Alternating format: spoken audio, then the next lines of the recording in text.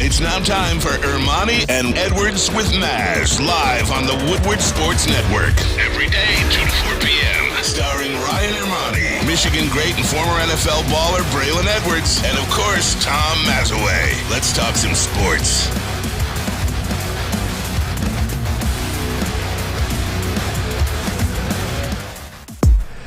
That's right, let's do it. Let's talk some sports. Ermanni and Edwards with Maz, Woodward Sports Network, woodwardsports.com, fox2detroit.com, Fox 2 app. Thanks to everybody watching on those platforms. It is Monday, November 21st, Thanksgiving week. Braylon Edwards, good afternoon to you, my friend. I'm going to tell you like this, man. It's that week. It's that week. Usually we come in here, we BS a little bit on Mondays, talk about the weekend, talk about what was done. I don't care about any of that. It is Monday leading into the Michigan-Ohio State game. I'm locked and loaded. And it is a Victory Monday as well for the Detroit Lions. Tom Mazawey, what is Super that? Bowl. What is that in front of your face? I don't even know what to do because I'm usually holding the stick mic like Bob Barker on Price is Right, but I have a mic now. What does everyone think of it? Can you hear me as well? I can hear you. I actually don't know how I feel about it yet. How do you feel about it? That's the big question. I feel good. The hands are free. I think I'll just hold the pen. Hands free. I'll hold the pen, but I am hands free. Oh, let me know if you guys could hear me well. If I have to move up or sit back or whatever. Sound good. Lean into it, baby. Lean into it. I'm ready to go. Let's go. Lions. I mean, and I'll tell you this much, Bray. Look, this team deserves a lot of credit. They started out 1-6. Ooh. They go to New York. They win a football game. It's their third straight win. And they have the longest win streak in the NFC, by the way. Yep. No team is hotter in the NFC Minnesota right lost. now than the Detroit Lions. And they're right back in the thick of things here. Your big picture take on this 3-game winning streak before we get into the weeds with it. I already know where you're going to attempt to go with that. My overall picture, just watching it right now unfold. You got to be happy for Dan Campbell. Dan Campbell should definitely be proud of himself because you're talking about after 7 games, we're already talking about having the number 1 pick in the draft and potentially taking C.J. Stroud or Bryce Young or Will Anderson with the number 1 pick overall. We're questioning the Brad Holmes and Dan Campbell plan. We're questioning if Dan Campbell is really built for this job. You're even looking at Aaron Glenn. Is Aaron Glenn about to get fired at some point this year? So to go from that after 8 games or 1-6, to go from that to 3 wins in a row. One of those is your first road victory against Chicago Bears. And then the following week, you get another road victory. They're doing some good things. And once again, the young guys are making plays. I heard Aidan Hutchinson's name at least 9 times in that game. And then also Kirby Joseph with another interception. You know whose name you didn't hear yesterday if you were watching that game? Swift? Kayvon Thibodeau. Oh, you didn't hear his name one time. You heard Kenny Galladay once only. Yeah, but one of the things you had mentioned, Braylon, is about Dan Campbell, and got to give these guys a lot of credit for the resilience. Yeah. 1-6, staying the course, because a lot of guys like me who are ready to jump off did jump off this bandwagon, and absolutely. And I'm not ashamed to say it. Look. At 1-6, the results were the results. They were no different than under Matt Patricia. They were no different under any regime, really, other than Wayne Fonts and Jim Caldwell. 100%. And the other thing about it, Ryan, is if you think about it, when you lose 6 games in a row or 5 games in a row, whatever their losing streak was in a row, when you lose that many games and you're also on the team last year, guys start looking around and like, for all that we talked about in the offseason of being different, about our identity and all these things, you know what? Like, that's not true. Like, we're not what we thought we could be. So now doubt sets in. Now you start losing games. Now you're not 1,000% laser sharp focused in games. Like, that could have easily happened for the Detroit Lions. But once again, just like last year in December, this team continues to play for Dan Campbell. They continue to fight for Dan Campbell. And it looks like, if I'm just watching with a bird's eye view, it looks like they're not making the same mistakes in games anymore, and they're taking care of the football. That's right. It's the other teams that are making all the mistakes. And Maz, I'll tell you this much. And we could obviously, we'll mention the playoffs today and the race and in the hunt. And we'll get into that. I promise. But first and foremost, it looks like Dan Campbell and Brad Holmes are going to be here for a while. I think but again, we're ready to run these guys, both of them, out of town a month ago. Speak for yourself. Well, I was. Maz was not. Maz at every turn, he literally told us he sees the change happening. We just couldn't see it. So Maz definitely stayed on it. A lot of people were looking at this thing saying, we like the guy, but why does it look different? Yeah. I think now what 3 straight wins has done is it gives you some confidence that they are building a program, that these guys do know what they're doing. And Brad Holmes notwithstanding, I mean, look, Aidan Hutchinson looks like the player now. Every week he's getting better. Kirby Joseph, we mentioned him again. Aaron Glenn coming out. I mean, it looks like a pretty good football team in the National Football League. Yeah, they're putting points on the board early instead of rolling the dice. He's learning. Late in the game, they're inside Giant territory. They got the lead. It's 4th down and maybe 5. Instead of kicking the field goal in the wind, he's like, well, I usually go for it, but you know what? Maybe I'll punt it. Oh, let's knock him inside the 10-yard line and knock it out at the 7 with one of the best punters in Jack Fox. Dan Campbell is taking the necessary steps. He is getting better. He is learning. He is a second-year head coach, for crying out loud. Yeah, he had a half a year in Miami, but he is learning. And those points early, they turn out to be the winning points. Except yesterday, they just owned the Giants. Yeah, 100%, Maz. Like, that's what you want to see. When you're assessing a coach, especially after only 2 years, you want to see growth. You want to see guys not making the same mistakes, guys not punishing the team for their incompetence. You want to see guys making the right decision. You want to see guys making the right calls. You want to see guys that have the control over the pulse. That's what you're starting to see with Dan Campbell. Like, first you just get wins. Like, whether they're ugly, however you get them, first you just get wins. And then you start to get sexy wins. And then you look like a team that can do this. The Detroit Lions, and we'll get back into it, with this schedule, it's going to be very interesting. But the good thing about it is Dan Campbell, like you said, he chose to punt in that situation. He's making smarter decisions. I think he's getting better as a head coach. One of the things we always talk about, too, with professional athletes, and by the way, there is only one professional athlete in this room. JB. Not JB, not Fletch, not Maz, not I. But Braylon, you know what it's like to feel confident in your own ability and your team's ability to go out there and win a football game. I want to show you this locker room celebration, right? Does this look like a confident football team or what? That doesn't happen by accident. Everything we talked about, we stayed the course, which you guys have done, man. And we're playing some pretty clean, physical football, man. Defense, you come to life. We didn't take away his offense, man. We dominated when we needed to. We dominated the ground game, man. We made the throws we had to. We were efficient.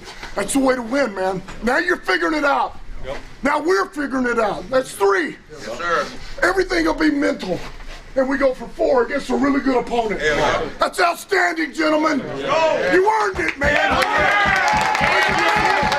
Hey, man, listen. That's what Dan said. We was this close, man. We this close. We ain't done yet. We still got to keep marching, man. We still got to keep climbing them damn mountains that nobody thought we could climb. We got to keep going, man. The only way is to the top, man. Team on 3. 1, 2, 3. Team.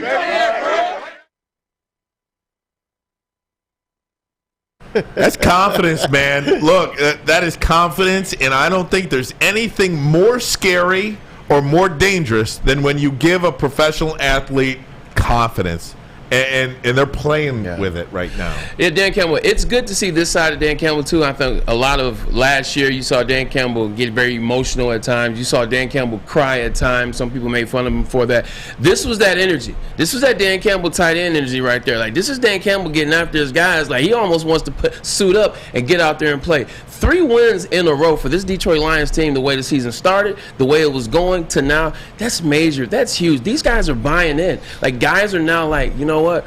Yeah, okay, yeah. You know what? I knew I felt comfortable, or I knew I felt confident going into this season. I knew it was something special about this team in the offseason. All that magic and that mojo is starting to come back.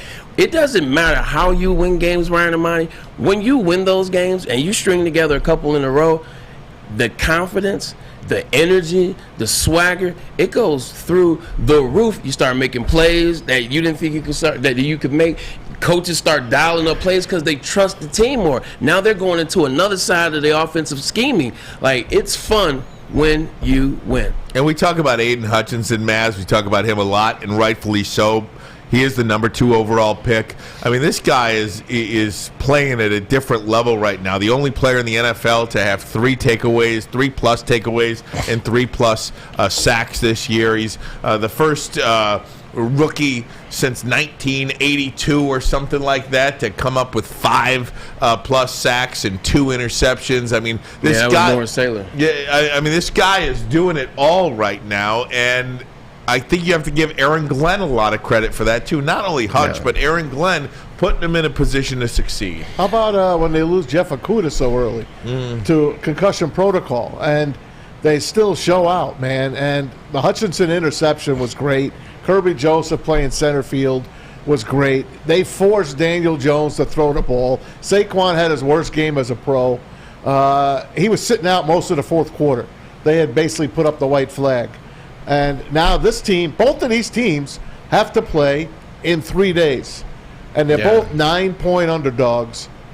Lions are home with the Bills, and the Giants are away at a really now pretty good Dallas Cowboy team with a pretty good player in number 11. We'll talk about him a little bit later. Getting back to 97, man, like that's what you want to see out of a number 2 pick overall. Like Ryan and Maz, when you draft a guy at number 2 overall, it doesn't matter what position it is. When you draft a number 2 overall, that guy's got to be a difference maker for your franchise for 10 to 15 years. He's got to be transcendent. You're expecting that this guy's going to be a perennial Pro Bowler for at least 6 years, 5 years maybe, and then ultimately may end up in a Hall of Fame, but also this guy's got to be able to get you to the playoffs. This guy's got to be able to get you to the next level, which is eventually a conference championship and a Super Bowl. Now you're hearing his name all game long, whether he's beating a double team, whether he's almost getting to the quarterback, whether he's getting to the quarterback, whether he's getting an interception, whether he's trailing running back or tracking running backs down.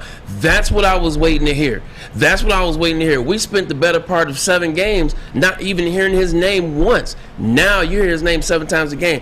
That's the difference. Aidan Hutchinson's going to get a lot of credit, and rightfully so. He deserves it. AG. But one of the reasons why he's playing so well is because of the other guys up front. Alim McNeil had his best performance this year. Phenomenal. Isaiah Buggs was fantastic yesterday. John Kaminsky was fantastic yesterday. When you get everybody on that defensive line in sync, man, it makes everybody look good. Yeah, 100%. You got guys that can win their one-on-one battles. Now, Aidan Hutchinson, he's not getting double-teamed as much because guys know, we can't chip off this side. We got to go kick off Alim McNeil. We got to go down and kick. Like, you got to go down the line. You're no longer allowed to just double coverage Aidan Hutchinson or shift to Aidan Hutchinson or chip to Aidan Hutchinson. Now, you're getting one-on-ones with Aidan Hutchinson, and Aidan Hutchinson is eating those up just like he did in the Ohio State game last year. So, it's fun to watch. I mean, this is what you wanted to see. This is when you see on Hard Knocks, Aaron Glenn and Dan Campbell talk about, hey, this is the guy we wanted. He's even better than advertised. He's even better than we thought he was going to be. Now when you see that and you see this, you're like, oh, you know what? They were lying. I actually believe you now. Without he's learning, question. man. Instead of rushing the quarterback, bull rushing, he's backing up in coverage. He's reading. He's looking. He's only a kid, man. I mean, he's getting better every game, and that's all you could ask. And the good thing, too, and not to cut you off right now, I apologize, you still got to think about the pedigree that he has. Like, whenever after any game, Ryan and Ronnie, after any practice, you know what Aidan Hutchinson can do? He can pick up the phone and call his dad and run situations by him. He's in a perfect situation. Another guy you got to give a lot of credit to, Jared Goff. In this 3-game winning streak, only 1 turnover in those 3 games combined. We'll talk about him. We'll talk about that offense that is seemingly back on track now. And the good news that the Lions have over 200 yards passing. Hey, he doesn't need to. Just don't turn the ball over, right? But he might with this guy who is back at practice today. We'll tell you about that. Can they beat the Bills? Are they in the playoff race? We'll talk about it all coming up. But first, a message from Lady Jane's Haircuts for Men. Come to Lady Jane's for an award-winning haircut experience and register for a once-in-a-lifetime opportunity to win the down payment for your dream home up to $200,000. Lady Jane's, open 7 days a week. You can walk in anytime. It's wicked awesome. Wicked awesome. Thanksgiving is all about family and friends. That's why Woodward Sports wants to send you and your crew front row for the Thanksgiving Day football game. Easy there. Hey, it's Thanksgiving. Shouldn't you be in Detroit losing a football game right now? That's right, you and 3 people that you're thankful for sitting in row number 1. So close you can hear the action, smell the excitement, and taste the glory of Detroit football. All you have to do to enter is retweet or share our post on Twitter and IG, and tag 3 of your friends or family. If all 3 of those people are following Woodward Sports too, and we pick your name, you and your crew will all get the best seats inside Ford Field. So hop on Twitter and Instagram and tag your crew. And we'll see you Thanksgiving Day at Ford Field. Brought to you by Lady Jane's and Custom Health Centers. Hi, I'm John from Better Rate Mortgage, and to me, family is more than blood. That's why I have the biggest family in Metro Detroit. If you're looking to buy a house or refinance and need a loan, come get treated better than family by me and our entire team here at Better Rate Mortgage. We pride ourselves on giving you better advice, better service, and a better loan experience. That's why we are Better Rate. If you're looking for a new mortgage, come get treated like family. Actually, better with Better Rate Mortgage. Visit us at mybetterrate.com or call at 248-480-4467 today. When you need apparel, there's only one place to go. Big Frog in Novi. With no setup fees, no artwork fees, no minimum, and a 24-hour turnaround, you can have your whole team outfitted in no time. Embroidery, direct-to-garment, vinyl, and screen printing, Big Frog has it all in all the styles you want. So whether it's a sports team, fundraiser, school event, or corporate needs, Big Frog is your one-stop destination. Visit bigfrog.com/Novi or call 844-4-BIG-FROG. We are the network for Detroit by Detroiters. Welcome to the Woodward Sports Network. Hey everybody, I'm here for Bedrock Detroit. Downtown Detroit is all decked out in the holiday season with the return of the Cadillac Lodge and the Monroe Street Midway. Midway's got a giant slide, winter bumper cars, and an indoor arcade. Plus you can grab drinks at the Lodge before or after games. Shop, eat, and play downtown all winter long with deckedoutdetroit.com. Production speaks for itself, and everything that you see and know about him is exactly who he is. He's all heart, and he's emotion, he's heart, and he just is a steady, productive, hard-running, hard-working, smart football player. That was Dan Campbell talking about Jamal Williams. 3 touchdown runs. You got to re-sign him. He's a touchdown machine. Hey, we were ready to let him walk. I was. Yeah. You got to Especially re-sign at that fumble that guy. in the Dallas game, right? Yeah. He's ready. He dropped the first down and then he had the fumble. But again, Jamal Williams, that's a spot you could maybe even save a second-round draft pick, right? Instead of using a draft pick on a second-round running back, you can re-sign Jamal Williams if he's going to be this effective. And one of the things, Jamal Williams is going to get all of the love, and I understand that's the way it goes, but this offensive line should really get most of it because you put a lot of resources into something. 3 first-round draft picks. You've extended Taylor Decker. You've got a 3rd-round pick in there as well. These guys have to be your best unit, and they have been playing like that over the last 3 weeks. Yeah, man, the big thing about it is people have to start trusting their eyes. I feel like a lot of times general managers, head coaches, et cetera, they don't trust what they see right in front of them, and they go looking for things a lot of times that they already have. Jamal Williams is a guy. He does nothing but score touchdowns in the red zone. He's unstoppable from about the 10 in. Leads the NFL in rushing touchdown, but also on the other side, it's that energy that he brings. You see the clips of him breaking it down during games, during practice. You saw the Hard Knocks. Gives his blood, sweat, and tears to the Detroit Lions. He talked about, that ain't us. This ain't us. That's what he said that's what he said in training camp when they were losing. That's what he said. He said, this ain't us. And I think you're starting to see people buy in to what he's selling. The offensive line, they love him. And to have a player like DeAndre Swift, who's amazing when he's healthy, but to have a guy like that as your starting running back and misses a lot of games, Jamal Williams is very invaluable to the Detroit Lions. Speaking of DeAndre Swift, he just looked a little lost on the field yesterday, if you ask me. A few plays, he's dancing around, going side to side, not wanting to take it up inside like Jamal Williams does. I just wanted to get your opinion on that, Braylon. Did you see what I saw yesterday? Is he hesitant? Is he not in the groove? He just looks out of sorts to me. You know, I want to say something, but then I don't want to disrespect him, and I don't want this to come back. But you know what? I've never cared about it before, so why would I start now? There you go. He looks soft. Like, to be honest, he looks soft. Like, once he gets a full head of steam going on these runs a lot of times where he kicks out to the outside and he starts running for 30, 40 yards, well, yeah, then he runs into guys because you got the centrifugal force and you're going to hit the guys, you know what I'm saying, at that weight, at that 215 that he is, you knock a guy out.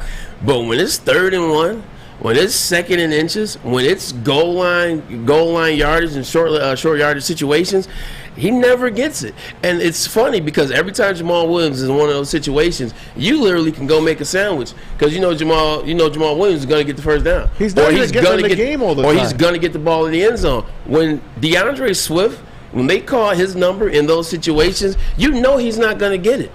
You know he's not going to get it. He doesn't just hunker down and go off the center, guard, tackle. He doesn't go off their butts. He's like, oh, let me assess. Let me see where I can find something. Yeah. And then you look up, loss of 4. Yep. It's something about it, man. It's soft. Justin Jackson got action yesterday. Boy, and did he look good or what? At one point, Swift was like 3rd. I always liked Justin Jackson. Yeah. You guys have both been talking about him all year. Northwestern, he was a very good back. He's one of the leading rushers of all time in Northwestern history. Think about some of the running backs that they've had. He's literally 2nd on the list in Northwestern history. Had a good career out there with the Los Angeles Chargers. Yeah. I was excited to get him, and then he's on practice squad. I was like, whoa, I thought he was going to be so good to see that. Guys, I don't want to brush over the DeAndre Swift talk because I do think they're going to need him down the stretch here if they have any visions of continuing to keep winning and vying for that final playoff berth.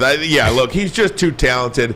He does look different out there. Whether I just don't have a read on him. I mean, on one end, I'm like, it's great that he's trying to play, and then on the other end, it's like, dude, put your foot in the ground and get that 1 yard on a 3rd and 1, right? Because you don't know. Remember the Chicago game last week? I just don't have a read on him. Remember the Chicago game last week? Like, he legitimately looked very pedestrian, but then he had that one play on the left sideline. He was fast as hell. You're oh, man, he's back. But then the next play, he comes back, he's tiptoeing, he's moving around, and he's very unsure of himself. Like you said, it's a very good call. He just looks unsure of himself. Yeah, I do want to mention Jamison Williams is back today at practice. His 3-week clock starts now. They pull him off of the physically unable to perform list. He is off of the IR. Yes, sir. Off of PUP, off of IR, off of all that stuff. He's back to practice. And basically his clock starts now to come back and play this year in the National Football League. And boy, oh boy, when you saw the receivers on the field yesterday, no disrespect to Tom Kennedy, no disrespect to Khalif Raymond, but man, DJ Chark didn't do much of anything yesterday. If you can get Jamison Williams out there next to Amon-Ra St. Brown, man, that makes everybody better. I like this. And I'm going to tell you why I like this, because at the end of the day, we were trying to figure out if Jamison Williams was going to play this year, because you're trying to decide if the Lions are going to be 1 and whatever and tank it. No need for him to play. Now the Lions, 3 wins in a row. It's like, well, let's get him acclimated to the system and see how it works out. The thing I like about this, Ryan, is when you come off a major knee surgery or a major Achilles or one of those type injuries, a microfracture, etc., one of the biggest things to overcome, it's not the health side of things. When you come back after being 9 months, 10 months, etc., you're already healthy. Like your leg, your extremity, your ligament, whatever it is, you're healthy. You're good. It's the mental, Ryan. Yep. It's can I trust myself to jump and go moss a guy? Can I try to high point the ball or catch a ball at the highest point and high point? Can I run a slant over the middle and put my foot in the ground and try to take off and go and take it 70? Can I run a comeback and really put my knee in the ground, put my foot in the ground, plant and come out? That's the part that I'm excited that he's getting a chance to handle now, so that when he plays next year for real, all that'll be gone. You know, it's really going to be interesting to see what they do with him. And, the 3 of the next 4 weeks are really big here, right? I mean, we'll see what happens. I think when you look at the schedule at the start of the season, we talked about this a lot. Yeah. If you put the 17 games up on the schedule. This is an L. I think most of us, all of us, looked at the Thanksgiving Day game and said, okay, this one's going to be a bloodbath. This one is going to be an automatic loss. It's the only game on your schedule that you can't win. And now I don't feel like that. Now I feel like not only do the Detroit Lions have a chance to win, I think they can win. I'm not going to say they will win, but I'm going to watch this game on Thursday, and feel pretty good about where they are until my eyes tell a different story, until I actually see Buffalo, because Buffalo is not this world beater that we thought they were going to be. Sure, Josh Allen looks really good, and Stephon Diggs is. Braylon, all credit to you. I'm not sure why anybody questions you about the wide receiver. But Stephon Diggs is the best wide receiver, or at least top 2 or 3 in the National Football League. Without Jeff Okudah, we'll see how he plays. But Buffalo has no running game. They are vulnerable defensively. And I think this is one that is every bit as winnable as any other week in the National Football League. You know what happens, Ryan and Maya, is when you're there, like when you're right there, but you haven't necessarily taken that next step. Like the Buffalo Bills have been right there now for 3 years. The Buffalo Bills have played against the Kansas City Chiefs in the playoffs, and they can't get it done. The Buffalo Bills, going into the season, everybody said the Buffalo Bills, they're going to win the Super Bowl. Josh Allen, he's going to be your MVP. All of that sounds good, but when you haven't done it, Ryan and Monty, and you get put in situations, and then people get injured, and you have to try to salvage games, and you have to try to step outside yourself, sometimes it's hard if you've never been there. Sometimes it's hard to do. And now what happens is doubt sets in. Doubt sets in. Everybody's saying you guys are the best team in the league. At one point, Ryan, you were saying they were going to go undefeated, or they had a chance. So, yeah. They had a chance to go undefeated. They read articles. They have the internet. They have these outlets on their phone. They hear people talking about how good they are, and so they start putting pressure on themselves. Then when you go through a rough stretch, like boom, they lose to the Dolphins. Then they lose to the Vikings. Then the Jets beat them. Now Josh Allen is turning the ball over at an exponential rate. Now the running game, everybody can see that the running game is non-existent. Now you're like, damn, are we really that team? Minus injuries, because they have had a lot of injuries. But I'm telling you, the Detroit Lions, depending on the game plan, this is where we're going to see how good of a coach Dan Campbell is. This is where we're going to see if he really has grown in the last year and a half. And also, defensive coordinator Aaron Glenn, he's going to have a game of his life. Hey, I happened to be there yesterday to watch the Bills. By the way, hats off to the Bills Mafia and Cleveland Brown fans. They all acted nicely, politely, all got along well. It was fun. But they kicked 6 field goals yesterday against Cleveland. 6 field goals. If the Lions can hold them to field goals, they got a shot to be in this game. They're getting 9 points. They're home. They've won 3 in a row. It's Thanksgiving. I don't know what they're going to wear. Maybe they'll wear their throwbacks. I'm not sure what they're going to be. Jim Nantz will be there. Tony Romo. Tony, he'll be there as well. And it's going to be awesome, man. I cannot wait. I love the Thanksgiving Day game. First time since, they got a shot to win. First time since 2017 the season hasn't been over at Thanksgiving, right? Absolutely. What did the Cleveland Browns do? How did they stay in the game? 1, they ran the ball with Nick Chubb. Yep. They ran the ball with Nick Chubb. They kept Josh Allen off the field. Same thing the New York Jets did. The same thing the Dolphins did in the fourth quarter. And also what they did, they got their second wide receiver involved in the game. Amari Cooper had a really good game. Yeah, he did. But Donovan Peoples-Jones made some catches. He made some plays. And Njoku made some plays. So when you're playing against the Buffalo Bills this upcoming Thursday, now where's DJ Chark? Where's Mitchell? Where's the other guys got a ball? Because Amon-Ra St. Brown, one thing about him, one thing we know, he's going to come to play whenever he's in the game. He's going to come to play, just like this week, 76 yards. Who's that other guy that can make a play for Jared Goff? Swift. Who's that guy? Yeah. Swift. They're gonna Not need even Swift, like another guy. You got to have another guy. It's got to be another guy has to step up. You know, the Lions, the Bills have played 3 like opponents that the Detroit Lions have on their schedule. They're 1-2 in those games, the Buffalo Bills. They lost to the Dolphins, lost to the Vikings, and beat the Packers. So, You said the Dolphins are like the Lions? No, the Bills and the Lions have played 3 like opponents. Oh, okay, I got it. Okay, and I think you do have the ability to take some things out of that game plan when you see how they play a like opponent. So we'll see what the Lions can do. Guys, playoffs. Is this thing a reality? Is this thing a reality? Legitimately a reality. I think it is an interesting conversation. Can they get to 9? I think that's what it would take. Can they get to 9? Get your take on it next. But first, a message from Chili Peppers Tanning. Yes, sir. It's getting that time of the year. The sun is no longer on our side anymore, folks. It is cold out there. You got to get your vitamin D somewhere.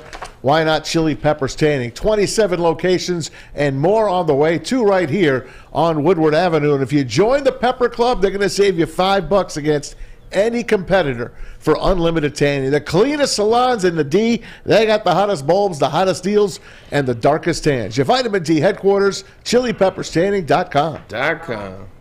Introducing the Planet Fitness Guide to getting that post-workout glow. Step 1, what's your why? More epic energy, better sleep, blow off steam? Step 2, join Planet Fitness for just $10 a month and get moving in our clean and spacious clubs. Step 3, bask in that post-workout glow. Join Planet Fitness today for just $10 a month. Join today at any of the 50-plus Detroit area locations. I'm Dr. Jason Olafson, DC, the founder of the Custom Health Centers, and we've helped thousands of people learn how easy it is to lose weight and keep it off with our customized weight loss and body contouring programs. With Custom Health, you don't feel hungry, you eat well.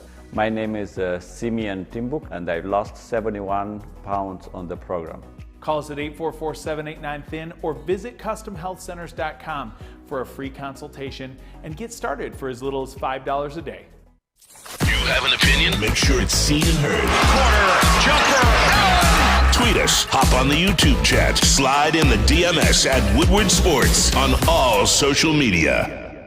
Ladies and gentlemen, it's time to talk about Centron. They have joined with WoodwardSports.com and also the Detroit Red Wings to provide you with a limited edition six-pack. That's right, all their flavors, the sugar-free, classic, and cranberry six-pack limited edition. Go to CitronWorld.com/Red Wings. Like we said, they have joined with the Red Wings. They have joined with the Pistons because they want to re-energize the city. They want to bring the spirit up, get some wins out here, get some energy. So why don't you join board? Why don't you jump on board as well? Drink it, live it with Centron. Pretty much speaks for itself. We knew he was the key. We could not let him get going, and we did that. I mean, you just said it. I don't know what that average is, 1.4 or something. But, I mean, that was huge because everything did run through him. And so that was the main focus of our defense this week, and they performed it perfectly. Dan Campbell talking about stopping Saquon Barkley, 15 carries, 22 yards. His long run of the day was 4. 4-yard carry, and this is a guy that was leading the National Football League in rushing heading into this week. He and Derrick Henry trading back and forth for that honor, and the Lions came up with a game plan to stop him. Welcome in. If you're watching on WoodwardSports.com, we certainly appreciate it. Fox2Detroit.com, the Fox 2 app. Thank you so much. We appreciate it. It is Michigan-Ohio State week. We'll get to that in just a little bit, but we are talking Lions right now. Ryan Ermanni, Braylon Edwards, Tom Mazawey. We got Fletch. We got JB. The team is together for the first time in about a week and a half. Thursday. People been in, sick, not sick, not sick, and I think we're all on the mend as we head to Thanksgiving Thursday. We are here. Guys, I do want to ask you, because the playoffs are now in the conversation. What do you think it will take to get to the playoff, and can this football team get there? And since I'm asking the question, I'll start first. I think 9-8 gets them in. I think 9-8 gets them in, and you need somebody to fall off. I think they can get to 9-8. I think they can go 5-2 the rest of the way. They have it in them.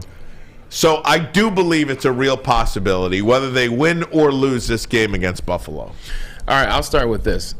The Detroit Lions, for the most part, for the last 20 years, I've been in almost every game. Like, they're always in the game. That's their thing. Whenever they play their divisional opponents, whether it's the Minnesota Vikings, the Bears, or Green Bay, they usually are right there, Maz. I'm not lying. Most times they split with the Bears and the Vikings during the season. So with that being said, if I'm looking at the schedule, and I'm just being honest with what I see, the Buffalo Bills, we talked about it. We talked about the Buffalo Bills are in the best space for the Detroit Lions to have the best shot to win that game against them. That's coming up. Then they have the Jaguars. Why can't the Lions beat the Jaguars? Why can't they beat the Jaguars? Then they play the Vikings. Talked about that. They always split with those guys. They always come down to the wire. Look at both games last year. But it seems like the Detroit Lions are learning how to finish games this year, which gives them an edge. And not to mention, we saw what the Vikings looked like last night. The Jets. Why can't the Detroit Lions beat the Jets with Zach Wilson, who's in a lot of trouble himself? The Panthers. Why can't the Lions beat the Panthers? They suck. Baker Mayfield's horrible. The Bears, and then the Packers. So when you realistically look at their schedule, Lions can win all those games. Like, I'm being dead honest. You know, I don't BS when it comes to the Lions. I don't give them kudos. I don't call it. I call it real. The Lions can legitimately win every single one of those games. With the Bills coming right now as they're struggling over the past 4 weeks, Lions can win it all. And 9 wins would definitely get you in the playoff in the NFC. I just don't see it this year. I just want them to continue to play well. I want to see Jamison Williams get in there. There's too many teams ahead of them right now. That's the point. That is the tough part about it. Just play hard. Keep being a spoiler. And who the hell knows in December if they flex your game? Who knows? Keep winning. Keep winning. That's really the bottom line in this whole thing. Just win. Not pun intended. The bottom line is just keep winning. Just keep winning. Yeah. And then see where the cards fall. But one of the things that's funny about this is you get a couple of wins, you start getting excited about other games too. There's a game tonight, Monday Night Football, the Cardinals and 49ers, and I saw the news today that Kyler Murray is out, and I'm like, oh, God, because San Francisco right now would hold the final wild card berth. Yeah. Well, they're going to win 5 the and 4. division. I think they are too. They are. The one team that I think is going to fall out, and this was my hot take alert, and I do believe this is a hot take, at 7-2, I think the New York Giants are not going to make the playoffs. I agree. I just don't think they're. I think they're in for a world of hurt. I think they're going to lose this week to Dallas. They play the Philadelphia Eagles twice. They play Washington twice, probably split with them. Washington's playing great. Yeah, I know. That's what I'm saying. So I think the Giants are going to lose twice to the Eagles. They're going to lose once. They'll probably split with Washington. They play Minnesota in there somewhere too. I want to go back to something you said about 30 seconds ago. You said just win. Just keep winning. Remember what I talked about last week? I said it's one game at a time. It's not focusing on the big picture. It's not looking at, okay, well, in 2 weeks we can do this, or 3 weeks. Win a game at a time. Ryan Ermanni in 2009, when I got traded to the New York Jets, we were 3-1, and then we ran to a bad streak. Lost a couple games, and they tried to blame me. It was not me. I was catching touchdowns. But, I'm just being funny real quick. But we lost some games, and then we got to 500. Then we got under 500. Then we got back to 500. Then we got over 500. Then we got back to 500. Like, basically, Rex just told us, we're going out there to try to win every game, and then at the end of the season, after we play our last game, whatever happens, happens. Whatever happens, happens. That's what Rex's motto was the whole season once we got to October. Look, just win this game. If we don't win it, focus, figure out why we didn't win it, and come back. You know what happened, Ryan Ermanni? A bunch of stuff had to happen last week of the year, and guess what? It happened. And the last thing that had to happen for us is we had to beat the Bengals, because the Bengals had won the AFC North. We beat the Bengals, and then we beat the Bengals in the first round. Then we beat the San Diego Chargers in the second round, and then we had the Indianapolis Colts on the ropes in the AFC Championship game. We weren't supposed to be in the playoffs, so that's why I said, once you win a couple games in a row, once you start believing in yourself, they won 3 games in a row and 2 of them in the division. You don't think they riding on cloud 9 right now and they think they could beat anybody? I'm telling you, man, I've seen crazier things. Make yourself a team that other teams don't want to play.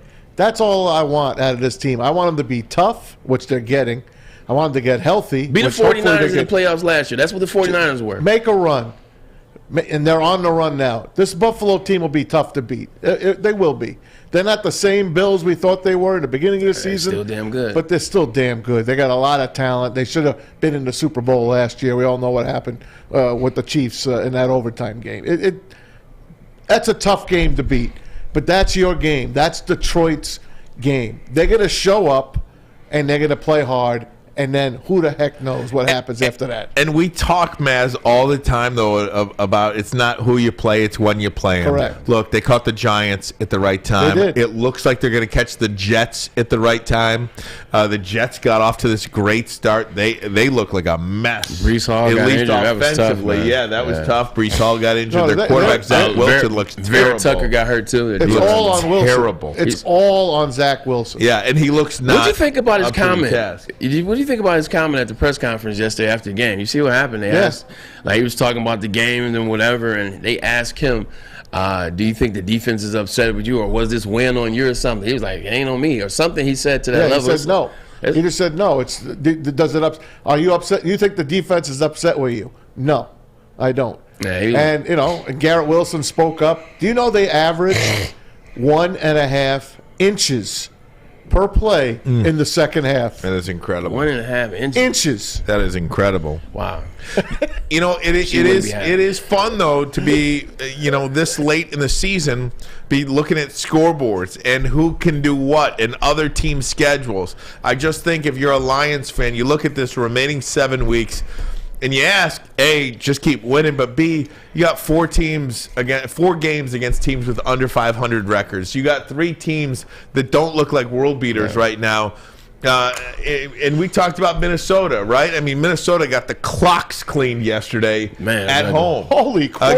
Against Dallas. And Kirk Cousins, Braylon. 1 o'clock, baby. It's either 1 o'clock, Kirk. You don't want to play Kirk Cousins at 1 o'clock, but if you play him at 4:25 or 8:15, he's no good. And we saw him yesterday be no good. Minnesota's just got such a lead in the division. It's really hard to see them falling back to earth. And to be honest, they're a good team. Look, yesterday they got mocked. Okay, they got the brakes beat off of them. But to be honest, Ryan, sometimes games like that just happen. Like games like that just happen. You just know legitimately after a couple plays in the first quarter that it's going to be one of those games, and there's nothing you can do about it. And literally halfway through the second quarter, you guys have already turned your mind off like this is going to be one of those losses, and that's what that was yesterday. All right, guys, we're going to go around the NFL. We'll do it next. Also, how'd our picks go this past weekend? Michigan, Ohio State coming up top of the hour. Big show for you today. Woodward Sports Network, woodwardsports.com, and fox2detroit.com. But first, a message from Guardian Alarm. They're your local security experts, have been for over 90 years. When you see that black and yellow sign out in front of your house, tells the bad guys one thing. Stay out. Whether you are at home or on the road, they're 24/7 local monitoring. Make sure what is important to you, stay safe. Call this number right here, 1-800-STAY-OUT. That number again, 1-800-STAY-OUT. Call them today. Let them know Woodward Sports sent you. Thanksgiving is all about family and friends. That's why Woodward Sports wants to send you and your crew front row for the Thanksgiving Day football game. Easy there. Hey, it's Thanksgiving. Shouldn't you be in Detroit losing a football game right now? That's right, you and 3 people that you're thankful for sitting in row number 1. So close you can hear the action, smell the excitement, and taste the glory of Detroit football. All you have to do to enter is retweet or share our post on Twitter and IG and tag 3 of your friends or family. If all 3 of those people are following Woodward Sports too, and we pick your name, you and your crew will all get the best seats inside Ford Field. So hop on Twitter and Instagram and tag your crew. And we'll see you Thanksgiving Day at Ford Field. Brought to you by Lady Jane's and Custom Health Centers. The sports marketing agency would not be who we are without great community partners like Higuera Health and Carol Zuniga. It's an awesome opportunity to partner with your organization. Higuera Health is a comprehensive behavioral health organization. We serve children through older adults with mental health, substance use, and developmental disabilities across Western Wayne counties, and really excited to now be in downriver communities as well. Give us a call at 734-458-4601. We don't like to brag that we are the toughest sports network in Detroit, but we do have a guy named Darren McCarty on our side. Lemieux and McCarty, who've had a good knockdown drag up. There they go, right on the whistle. They were talking to one another. Woodward Sports. All right, gang, tomorrow it is, November 22nd. It's 99-cent Big Boy Day. All you got to do is purchase a Pepsi, and you get a Big Boy sandwich for 99 cents. Satisfy those taste buds at Big Boy. Visit bigboy.com for all the information and participating locations. Tomorrow, save your appetite, 99-cent Big Boys. It looks like a really good sandwich. Yeah, it is. We might have to get a Big Boy tomorrow, but we're on diets, miss. We got to figure it out. How you doing with that, buddy? Yeah, maintaining down 12. Thanksgiving week. You were like 14 and a half. It's Thanksgiving week, man. Okay. I'm gonna enjoy the week. Yeah. I'm gonna enjoy the week with all the sweets Thursday, and everything. or is that enjoying Thursday through Sunday? It's the week. Yeah, Okay, it's a I'll week. take it. That's the week. Gonna enjoy it. Get back on Monday. Big boy. Guys, it was Dr. Tom will be okay. Yeah, right. Pretty lackluster week in the NFL, Yeah, but it we're going to was. go around now. Tom Mazawey, All what do right, you got? boys. Let's start you off at Ford Field. The other home game for the Detroiters this week was the Bills and the Browns. By the way, they sold out 56,000 seats in 3 hours the other day, the Buffalo Bills fans, and they packed that stadium. It was fun to be there. If you had a chance to go, let us know in the chat. We'll talk about it. But the Bills got the job done, 31-23. Josh Allen, so-so, but the main guy, your field goal, 6 of them by what's his name again? Tyler Bass. 6 field goals for Tyler Bass. They got the win. We knew that we knew the game was going to be like this in terms of the crowd, in terms of the population, because one, Cleveland's down the road. Cleveland travels well. 2, Detroit people, they like football. They love football. You're talking about getting a game to see Josh Allen, and not to mention Bills Mafia is absolutely nuts. Hell, that's 4 hours away. Exactly. Right? It's only 4 hours away. So, but going into it, this is why I say the Detroit Lions are catching Josh Allen at the right time. Josh Allen didn't look good. Like, Josh Allen didn't look special. The Buffalo Bills, nothing about them looks special. They cannot run the ball when they get kept off the field. Now they got to come on the field, and now they're pressing. His UCL and his elbow definitely looks like it's affecting him as you get later into the game. Hell, they scored a touchdown with Stephon Diggs at the end of the game. That's the first touchdown that Stephon Diggs has had in like 6 weeks. Not unbeatable. No, 100% not unbeatable. Like they should have lost that game early. If you just watched the first half, obviously second half they turned into Buffalo and Cleveland, just Cleveland. Yep. You okay, Maz, over there? Yeah, I was trying to get a box score for something. No problem. Okay, got it. All right, let's move on. I'm going to save the Jet game for a second. Eagles knocked off the Colts, 17-16. Did you see Nick Sirianni, the Eagles coach, at the end of that game? I love him. He just ran around the field, ran and saw some Eagle fans and some Colt fans, because he used to be the offensive coordinator there under Frank Reich. He was very upset that Frank Reich got fired, and he said this win was for his mentor, Frank Reich. I understand that, but I mean, it's the National Football League, man. Dude had 5.5 years to get it done, and his team sucks. If you can't get it done, you get fired. It's like in the coaching business, you should know that stuff. Now, he might not like the way Jeff Saturday got the job, but the Indianapolis Colts were a friggin' disaster, and he deserved to be fired. Give me a break. I agree. Yeah, no, 100% I agree with you, but at the same time, I agree with Nick Sirianni as a loyal friend, as a homeboy, having his guys back. He's like, so you literally gonna fire my boy and then hire Jeff Saturday? You know what? We about to beat y'all and talk some stuff. So I definitely get that. But once again, NFL has been very interesting the last couple of weeks. Things like this happen. Teams that shouldn't win. So the fact that they escaped with a win, that's all that really mattered about this game. Coming off that loss to the Commanders last week, it was very important for the it was very important for the Philadelphia Eagles to get a win. Hey, Patriots beat the Jets yesterday 10-3. This is a 3-3 game with 10 seconds left in the game. Jets punt, and New England runs it back 60 yards, although there was a definite block in the back at around the 15-yard line. Probably would have still made the field goal anyway had they called that back there. Who knows? Anyway, they get the win. Jets 136 yards of total offense. Zach Wilson, 9 of 22, 77 yards. And then he goes into press conference. They ask him, do you feel bad? Is it on you? And he says, no. It's not. It's not on him. And who's the offensive coordinator there? LaFleur. Mike LaFleur. Oh, Mike LaFleur. That's right. Now, our guy, is it Mike White? Remember the quarterback? Yeah. He is waiting in the wings. So is Joe Flacco. Joe Flacco has played in 3 games. He's played in 3 games. He has more touchdowns than Zach Wilson. And he's probably 1,000 yards passing, too, something like that. Pretty remember close that one to game he had like 455. I know. Pretty close to it. Man, the thing with the Jets, they just can't get the quarterback right. The last quarterback that they drafted, and look, I love Mark Sanchez to death. That's my guy. We had him on the show. But even with Mark Sanchez, then you go to Sam Darnold. Then you have Kellen Clemens. Then you had, the last quarterback that they drafted that was decent was Chad Pennington. I don't know what it is. I remember 2 years ago doing a show with SNY in New York when we were doing a draft show, and everybody was excited for Zach Wilson before the draft, before we even got to We the were pick. excited for Sanchez. And everybody was excited for Zach Wilson. I'm like, I don't see it. I'm like, he's all right, but nothing special about him. And, you know, his junior year at BYU was okay. He got injured. And then his senior year wasn't anything special, right? But everybody was excited. And they drafted the guy at number 2 overall. Look, I'm not saying I'm a genius. I just didn't see it. I didn't see it. And I think the Jets are starting to be like, damn, maybe we didn't see it either. It's bad, man. It's bad there. Because they got talent. They got some players that can make plays, but they don't have a quarterback that can get it to them. Hey, you guys called this one. I was the only one that had the Rams.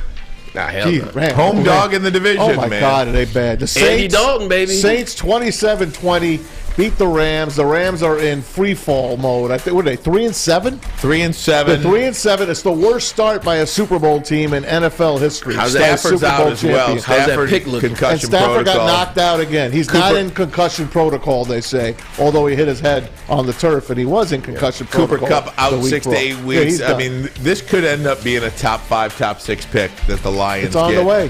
with the LA Rams, and I'm here for it. Just too much changeover for the Los Angeles Don't want Rams. anybody to get hurt, but you know what I mean. No, I'm saying that too much changeover for Los Angeles Rams in terms of how they've fallen off this year. Just too much changeover, man. Von Miller's not there anymore. Yeah. Odell Beckham's not healthy. He's not there. Kevin O'Connell's not the offensive coordinator this year. They got rid of their nickel cornerback as well, and then they lost the interior defensive line. And so just a lot of changeover, and I think it's just really affecting Don't forget the O-line.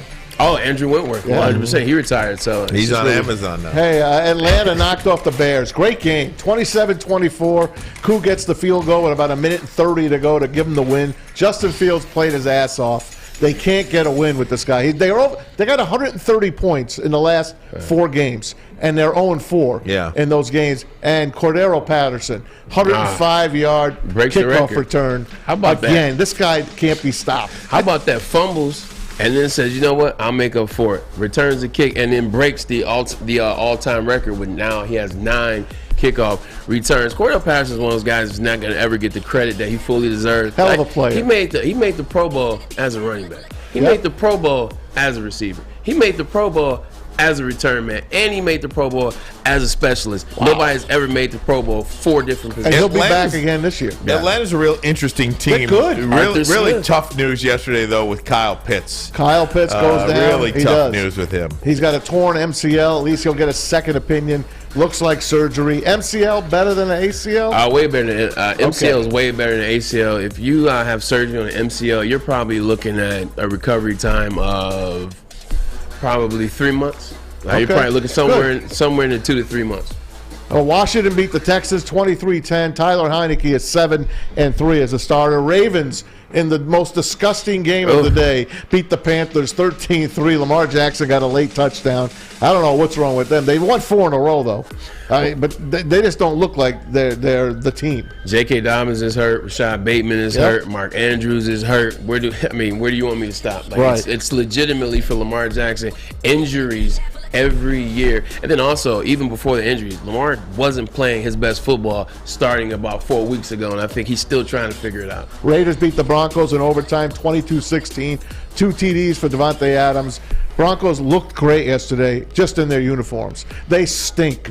They are awful. I texted the chat. I said those uniforms were amazing. I was waiting for you to respond back. I'm sorry, man. I missed that one. I sent it to you. Those uniforms were sexy, man. Both teams are terrible. They are, but the Broncos are worse.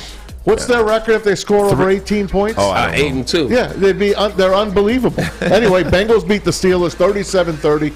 4 TDs for Joe Burrow. That's a team that's coming on, isn't it? They're wacky, though. Yeah. They're wacky. They did win the Super Bowl last. They got in the Super Bowl last year. Who the heck knows They're what the they same can team. do? They can't protect the quarterback. How about Tony Pollard for the Cowboys? Tony? 189 yards, 2 touchdowns. He's a stud. They win it 40-3 over the Vikings. And the Chiefs, in a great comeback last night, knocked off the Chargers 30-27. Mahomes to Kelsey 3 times. Hey, you know what? And this Sam will be very happy. Flannel Sam will be very happy to hear this. Patrick Kelsey. Travis Kelsey is in year 7, I do believe. I think 6 years of actual stats and 7 years he's been in the NFL. Watching Travis Kelsey is the best tight end I've ever seen. Like Travis Kelsey, Might be. Like he's the best tight end I've ever seen. You can talk about Gronk, you can talk about Kellen Winslow, you can talk about Antonio Gates, you can talk about whatever. Travis Kelsey gets busy every game, and especially in prime time in the big games. Balled in the Super Bowl, balls in the playoff. He balls to beat the Bills last year, catches a touchdown to win that game, to take them to the AFC Championship. He balls yesterday, 3 touchdowns to get it done. He's always consistent, 1,400 yards a year, over double-digit touchdowns. Travis Kelce is a freaking problem, and the fact that they got rid of Tyreek didn't come back, you know why Patrick Mahomes and Andy Reid weren't necessarily tripping? Because they knew they still had Travis Kelce. Going back to the Dallas Cowboys for a second, are they the favorite? Would you look at them as the favorite in the NFC right now? No. I don't know. They're pretty damn good. I mean, they're damn good. I mean, Philadelphia has gotten a little bit exposed over the last 2 weeks. But Jordan Davis is hurt. I understand that. But if you're counting on a rookie defensive tackle for your bread and butter defensively, I mean, I don't. What I'm saying is it off the wall to suggest that Dallas would be the favorite in the NFC? No. You look at how Philadelphia and Philadelphia the last 2 weeks, losing to Washington and then barely getting by a Jeff Saturday-led Indianapolis Colts team, and then Minnesota getting manhandled by Dallas. I mean, at home. I don't think it's crazy to think that Dallas is a Super Bowl contender. No, they're a contender for sure. Now, in terms of are they the number 1 seed, I don't think they're number 1 seed. I think right now it's still the Eagles. If I'm being honest, it's still the Eagles. And then also watching the 49er game tonight, I want to see how they play because they could be number 2. But the one thing about the doggone Cowboys, they will always find a way to muck it up. Like, here you go. I'll take a step back. Who in this room trusts Dak Prescott? I like him. No. I didn't say like. There's a lot of people I like. I don't necessarily trust him. Nobody trusts Dak Prescott. Name me that moment where you're like, oh yeah, Dak Prescott. I'll take Dak on my team. I understand that. I will take him on my team too. But when you're talking about winning in the playoffs, when you're talking about winning in the conference championship and getting to the Super Bowl, I don't trust Dak. I don't. I don't know who I would absolutely trust in the NFC other than Tom Brady. Think about the leaders. Think about the quarterbacks of the NFC that are leading. Jalen Hurts, Kirk Cousins, Dak Prescott right there, and Jimmy Garoppolo. And then you got Tom Brady in the South. No one, I mean, Brady is the best of that bunch. By far. Yeah, 100%. The thing with even at 41 or whatever. 46. 43. No, he's 46. 40. Well, he's 44. He's 46. Is he 46? He's 46. He was 45 in his training camp, and he turned 46 when the season started. Or he was 44. No, yeah, he's turned not 3 45. years older than me. He's only 1 year older than me. So he's 45. 40. 45. 40. Gonna be 40. Just turned 45. Okay, I was off by 1. But going back to Dak Prescott, I just don't trust him. You look at how good that team was playing with Cooper Rush, and then when Dak got in there, they haven't been playing better. I don't know about Cooper Rush. No, but I'm saying like when you're a quarterback that makes $50 million a year or 47, whatever it is, 75 he made the 1 year 3 years ago, when you're making that kind of cheese mask, when your backup quarterback plays 4 games as you're, out with a thumb surgery and you're going to come back, when you come back, you got to see a difference in the team. You got to see a difference in the offense. You got to see $50 freaking million worth of a quarterback. Since he's been back, hasn't looked any better, and actually they got more turnovers. I know we're way over. Just a quick tidbit on the Cowboys. They are, Ryan, I think you might be right, because Tony Pollard is he's becoming Emmitt Smith. Okay? Tony Pollard is the guy now. You could see they don't even want Zeke in the game. He's a short yardage guy. Yeah, Zeke has become a short yardage guy. They tried Tony Pollard 3 times from inside the 5. He couldn't get in, so they bring Zeke in. He gets in. That's the only time he's getting the ball the rest of the year. He's dynamic, and they have number 11. No doubt. All right, guys, got to take a break. Coming right back, Michigan-Ohio State week. What do you say about those Wolverines as they get ready to take on the Buckeyes? Ooh. We'll get there next, but first a message from Custom Health Centers. Get your customized approach to weight loss. I've gotten mine down I was down 14. Now I kind of, I'm only down 12. Only down 12. What are you talking about? I still look great. Are you kidding me? You look great, That's right. Thank you, man. Not bad for a little Monday weight, down 12 pounds. Tom, how you doing, buddy? I'll check in tomorrow with you. All right, check in tomorrow on Tuesday. Hey, but let me tell you, this Custom Health Centers, it works. It takes the willpower out of weight loss again. Whether it's 12, 14, 15 pounds, I'm getting there. And it's a customized approach. What my plan is may be different from what your plan is. Hence the word custom. It's what your body needs to lose the weight and to keep it off. Call this number right now, 844-789-THIN. That number again, 844-789-THIN. You don't have to go to the beach, man. You don't have to get your butt crack full of sand. You just need a little chili peppers, man, to get that glowing beach chili peppers tan. Woo!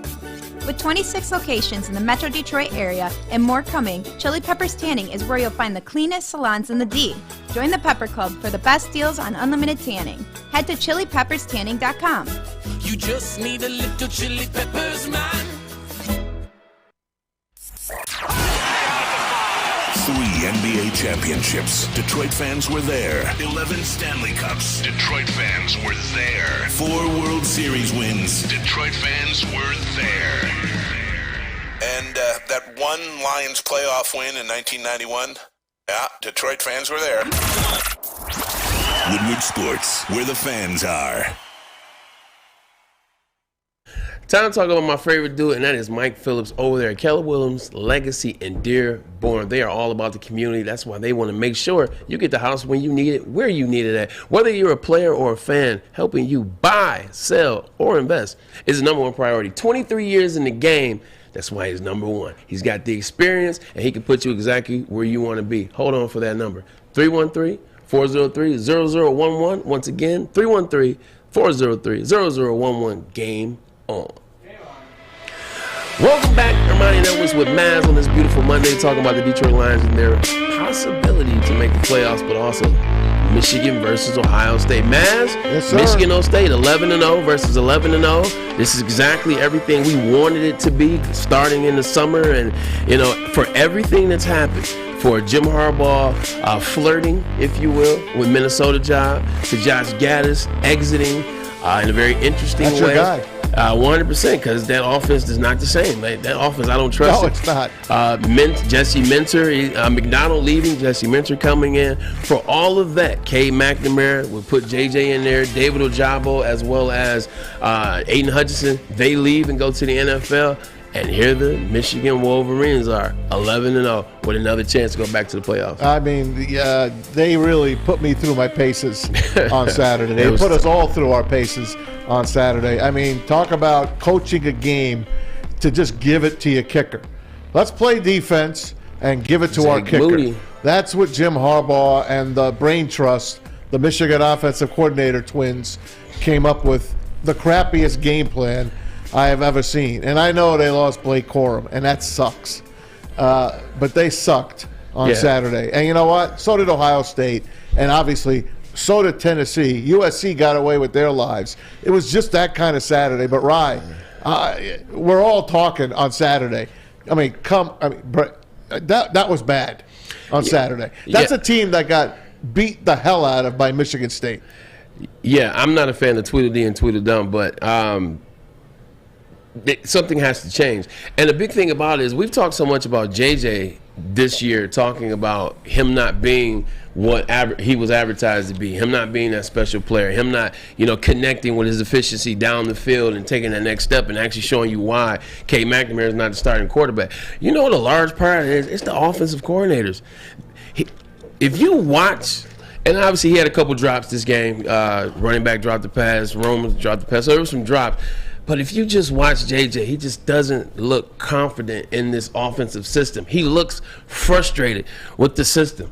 It takes time to get an offense to where you want it. It takes time to create an identity that you just add a little bit on each week or add a little bit on each year. Michigan's offense, obviously they're going to run the ball Blake Corum, run the ball Donovan Edwards, jet sweep, screens, etc.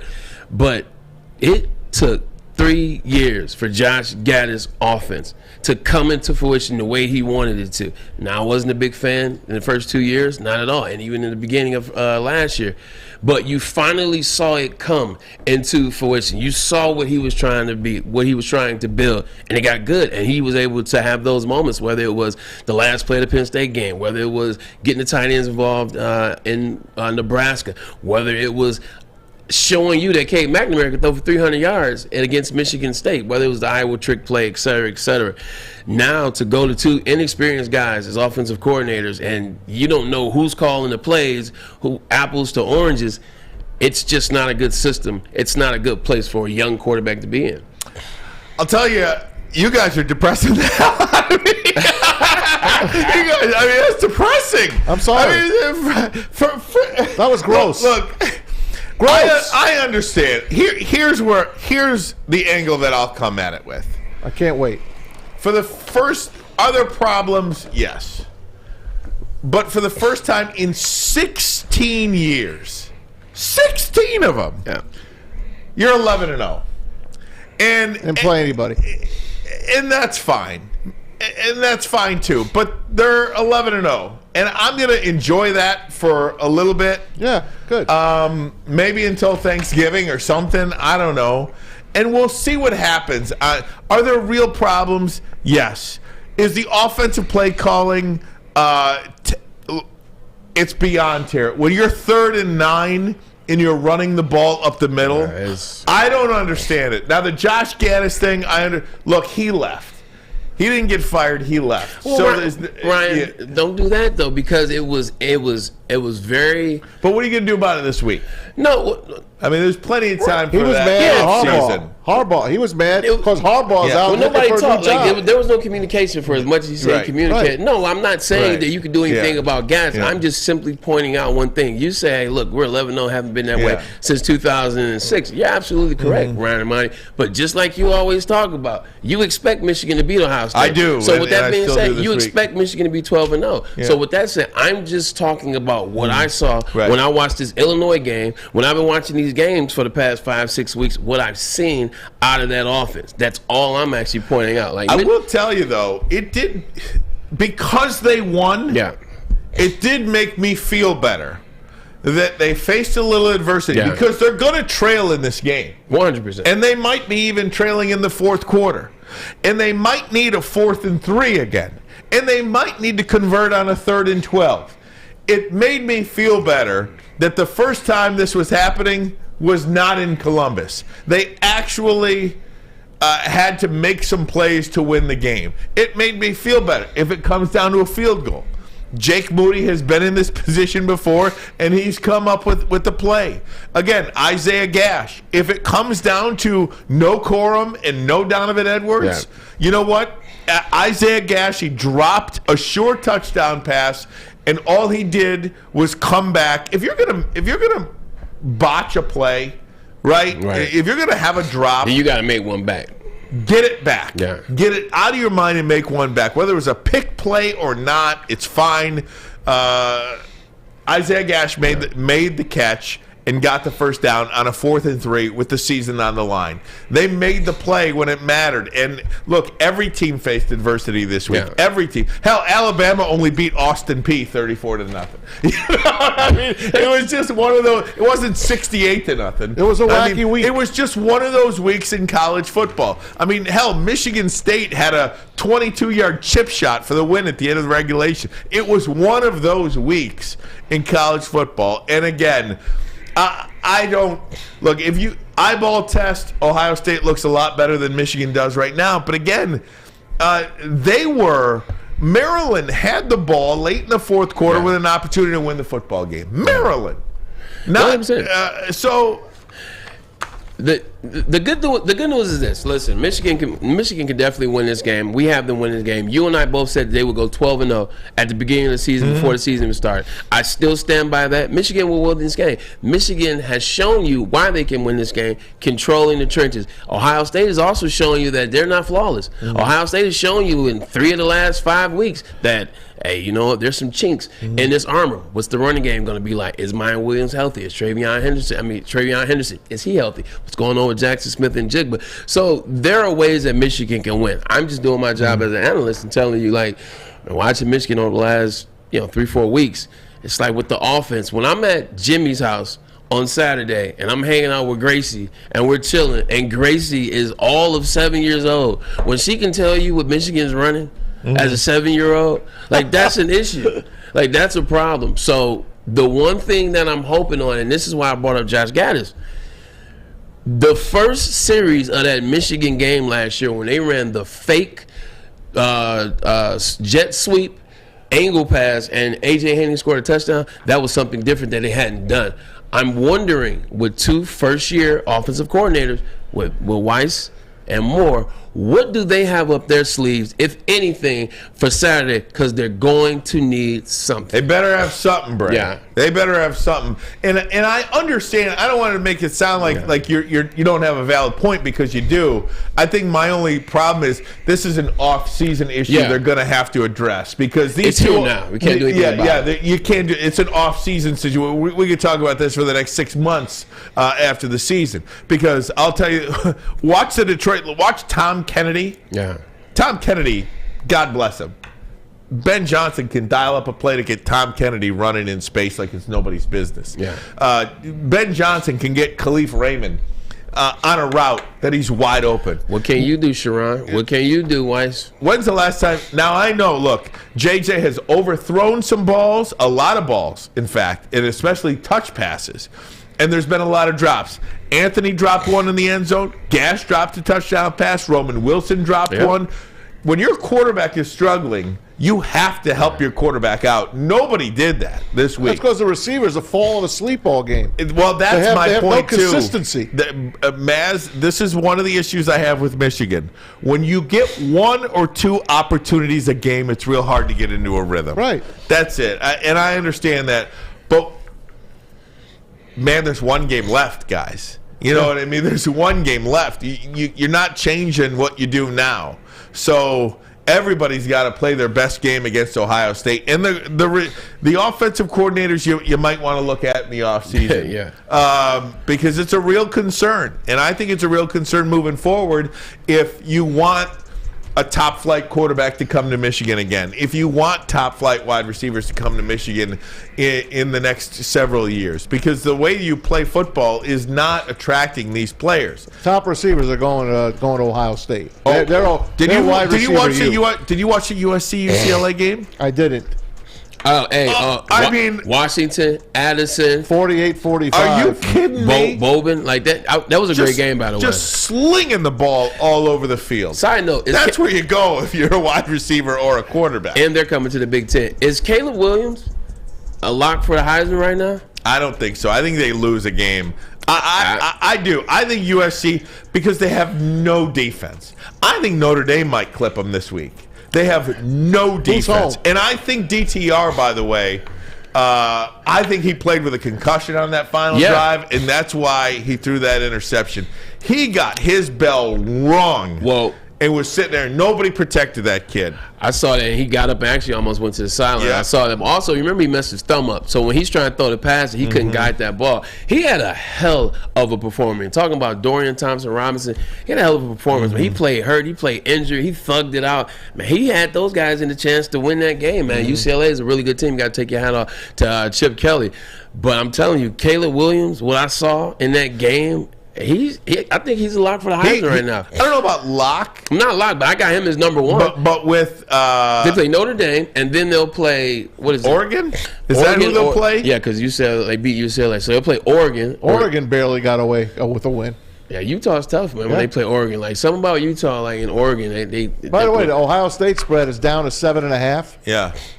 At the beginning of the year, it was like almost 14 points. If you remember the early spreads, then it went down to like 12. Now it's down to 7.5, and the over/under's 57.5. What does it mean for the? Go ahead. Michigan's got to score on the first drive of the game. Michigan's got to score 14 in that first quarter. If you remember last year, Michigan never trailed, and that's why they won that game. I think they trailed one time. I think they trailed one time. I'd have to look. I think it was early. No, they didn't because maybe not. They scored 7, and then they got to stop, threw an interception. Ohio State got all the way down the field. Then they held them to a field goal. The 7-3. Michigan comes back, scores again. It's 14-3. All right. Hey, sit tight. I got to get you a break. I'm over. More on this. How does Michigan beat Ohio State in this game? And look, I expect Michigan to win, regardless if Corum or Edwards play. Are you kidding? No, I'm not kidding. Okay. They got injuries too over there. Yeah, we'll talk about that next. But first, a message They're 2 from running backs. Moneyball. They throw anyway. They had a 3rd running back. He looked good. Check out Moneyball Sportswear. It's your one-stop shop. Whether you're the latest look in athletic apparel or you need new uniforms for your team, their clothes are dope. I've been rocking with Des Ferguson now for the better part of 20 years, but that's neither here nor there. The stuff fits good. The stuff feels good. And also, this Friday, Black Friday, that's right, 11 to 12, I will be out there in Southfield hanging out with Moneyball, getting you some discounts on some stuff, some good gear, man. Socks, the hoodies, some good stuff over there. MoneyballSportswear.com is where you can find it, or Southfield on Friday. Introducing the Planet Fitness Guide to getting that post-workout glow. Step 1, what's your why? More epic energy, better sleep, blow off steam? Step 2, join Planet Fitness for just $10 a month and get moving in our clean and spacious clubs. Step 3, bask in that post-workout glow. Join Planet Fitness today for just $10 a month. Join today at any of the 50-plus Detroit area locations.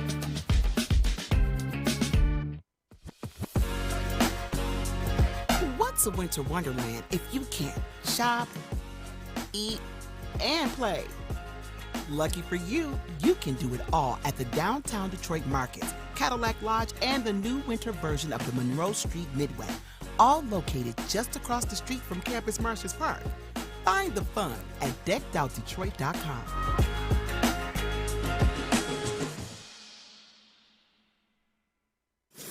We aren't quite sure if they consume more beer or sports. Either way, the heavyweights are here. Live on Woodward Sports, daily 5 to 7 p.m.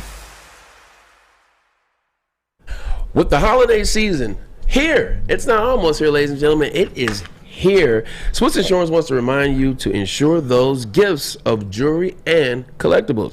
In the last 2 weeks, Swiss has saved its clients an average of 26% on their insurance premiums while increasing coverage. That's a lot of money to free up for the given season. You know what time it is, man. Christmas, Thanksgiving, you gotta have a little extra cash, especially Black Friday. Go to Swiss Insurance Group. All right, guys, Michigan, Ohio State, the week is here. We've got a big week for you here on WoodwardSports.com, Fox2Detroit.com as well. We're definitely going to have some fun reliving this game, this rivalry. Michigan looking for back-to-back wins in the series, believe it or not, for the first time since 1999 and 2000. That is incredible to say.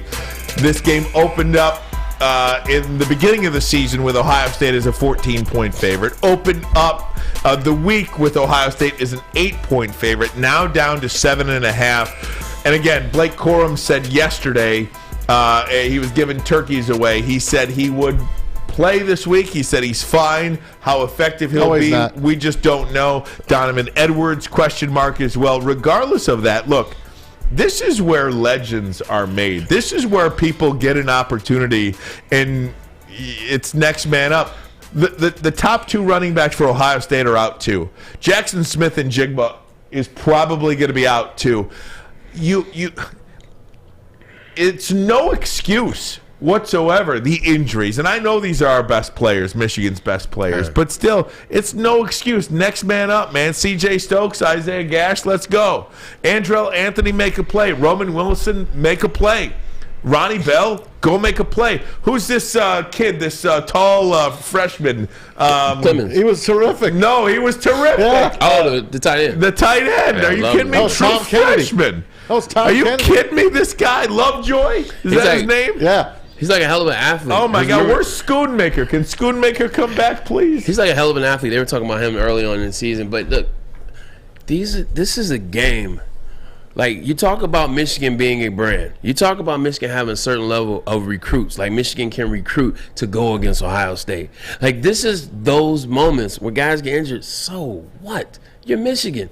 Like, you're not Bowling Green complaining about your starting quarterback being hurt. You're Michigan. So what? Next man up. We played Ohio State my junior year. Jason Avant was our best third down receiver. Even my senior year, Jason Avant was our third down. We know we're going to Jason. He has a size 3X glove. He's catching everything sticky. Jason got hurt first series of the game. Carl Tabb had to come in. Carl Tabb didn't play all year. Carl Tabb, right? For Ann Arbor, remember Carl Tabb. Ann Arbor Huron, one of the quarterback, wasn't he? Came in as a quarterback. He's wide receiver. Oh, was he? I knew he was a wide receiver at Michigan, but I wasn't sure if he came in as if he played high school quarterback. Carl Tabb didn't play that year. Like, he didn't play it. Now all of a sudden, because this is his sophomore year, he's got to come in for Jason Avant, our main man on third down. We're playing Ohio State. They're number 2 in the country. Carl Tabb had 3 catches for 60 yards. Hey, hell, didn't Jermaine Gonzalez have a big day against Ohio State one year? That'd be a negative. Or at least a one play. I mean, that you Michigan remember State. These guys. Maybe it was Michigan State. The double pass. But you remember these guys that had one play. I mean, look, we're still talking about. You go to Michigan for this game. Yeah, and even if you're a starter, I mean, we're still talking about Tishmanga Biakabatuka from 1995. 313 these players that have had big games like this. Once again, why was Tim even playing that game? Tyrone Wheatley broke his ankle. So that was an opportunity that he got because somebody got hurt. He stepped up.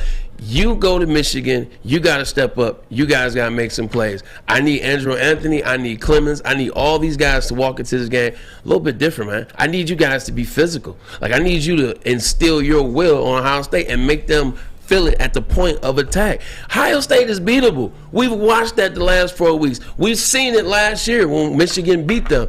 Michigan can beat Ohio State, but it's got to happen early, and they can't get down. And they have to do it up front as well. That offensive line has to dominate Ohio State's offensive line. Like last year.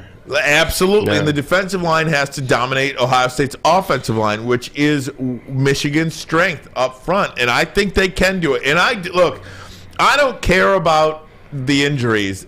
You play with who you got. Yeah. They're going to be playing injured too. You play with who you got, and you take your chances.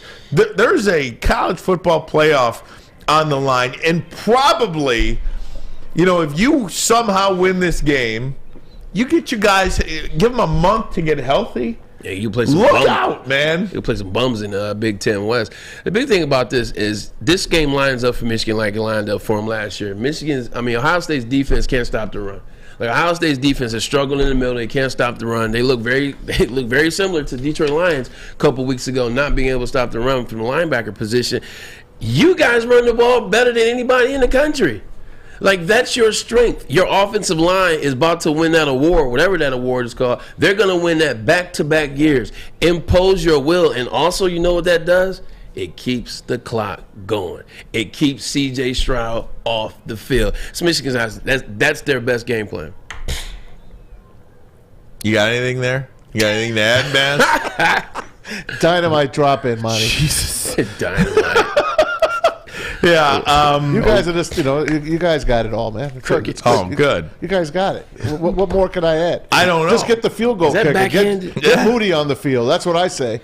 Jake Moody, man. Well, they got to keep Moody off the field. They got to score touchdowns this week because Jake Moody field goals is not going to get it done. Nah. They're not going to beat Ohio State with field goals. They got to do it with touchdowns. They have got to get in the end zone, and they have got to be having a couple of wrinkles up their sleeve. They might need a trick play. Whatever happened to the read option with J.J. McCarthy, by the way? They're saving it. They're saving it. Everything is saved. It went by the wayside. They have to they literally, on that first drive, I need them to be creative, and I need them to take the reins off a little bit. They got to get They got to get JJ a touchdown pass or a touchdown run or a very feel-good drive so that he has the confidence. Because Ryan, I told you, it's a different animal when you're playing in Columbus. It's a different beast playing in Columbus. That sea of scarlet and gray, those mean-ass fans. It's a tough place to play. The best thing for a young guy, 100%. The best thing for a young guy get him an early successful drive. So now he's already locked and loaded. He knows he can. He's good. And then he can rock for the rest of the game. Don't try to wait till the fourth quarter to get him going. I watched Michigan all year. I watched Ohio State most of the year. I just don't know how you stay with that offense of theirs. I don't. And the way you were saying the same thing last year, though, I bet. No, not as much. No. Last year I had more confidence because of the players that we had. We had 3 number 1 picks on defense. I know. No, I'm not saying anything. I'm just saying they're gonna put up 30-something points. You see Michigan's offense putting that up at the beginning of the year. We're saying, oh, how many times are they going to score over 40? Now, can you even see them scoring 30? Yes. You can? Yeah, they scored 42 last year with 5 rushing touchdowns. That's last year. I understand that, but why can't they do that this year? I understand what you're saying. You have every right to have some reservations about it. But Michigan is like this close. Like in terms of J.J. McCarthy completing his pass, like they're this close yesterday or Saturday from another 21 points or another 28 points and blowing that thing wide open. You had I saw the drops and all. Yeah, that. so I mean, you have those things, and just look at all year. Like the plays have been there. Some plays have been there. He's got to. JJ has to have a moment. Mm-hmm. Like JJ's got to have a moment with himself before the game. He's got to have a moment during the game where he's like, "Hey, look, man, I'm built for this." Like JJ, you gotta say, "Look, I'm built for this. I'm here for a reason. Harbaugh chose me for a reason. I'm 5-star for a reason because I'm that guy." He's got to have that moxie and that attitude and go in that game with that. Granted, for this scenario to happen, you need USC to lose. But is Michigan alive with 1 loss at Columbus? We'll talk about that next. But first, a message from SMA. The Sports Market Agency helps spread awareness about mental health and substance use abuse. Their new podcast, This is the S Word, and S Word stands for stigma because Sean Jordan and SMA are trying to destigmatize mental health as we all are. It's okay to not be okay, but when you're not, now you got to know where to go to get the information. Go to thesportsma.com. Great job of providing conversations. Great job of providing information to help you or somebody that you know. Thesportsma.com.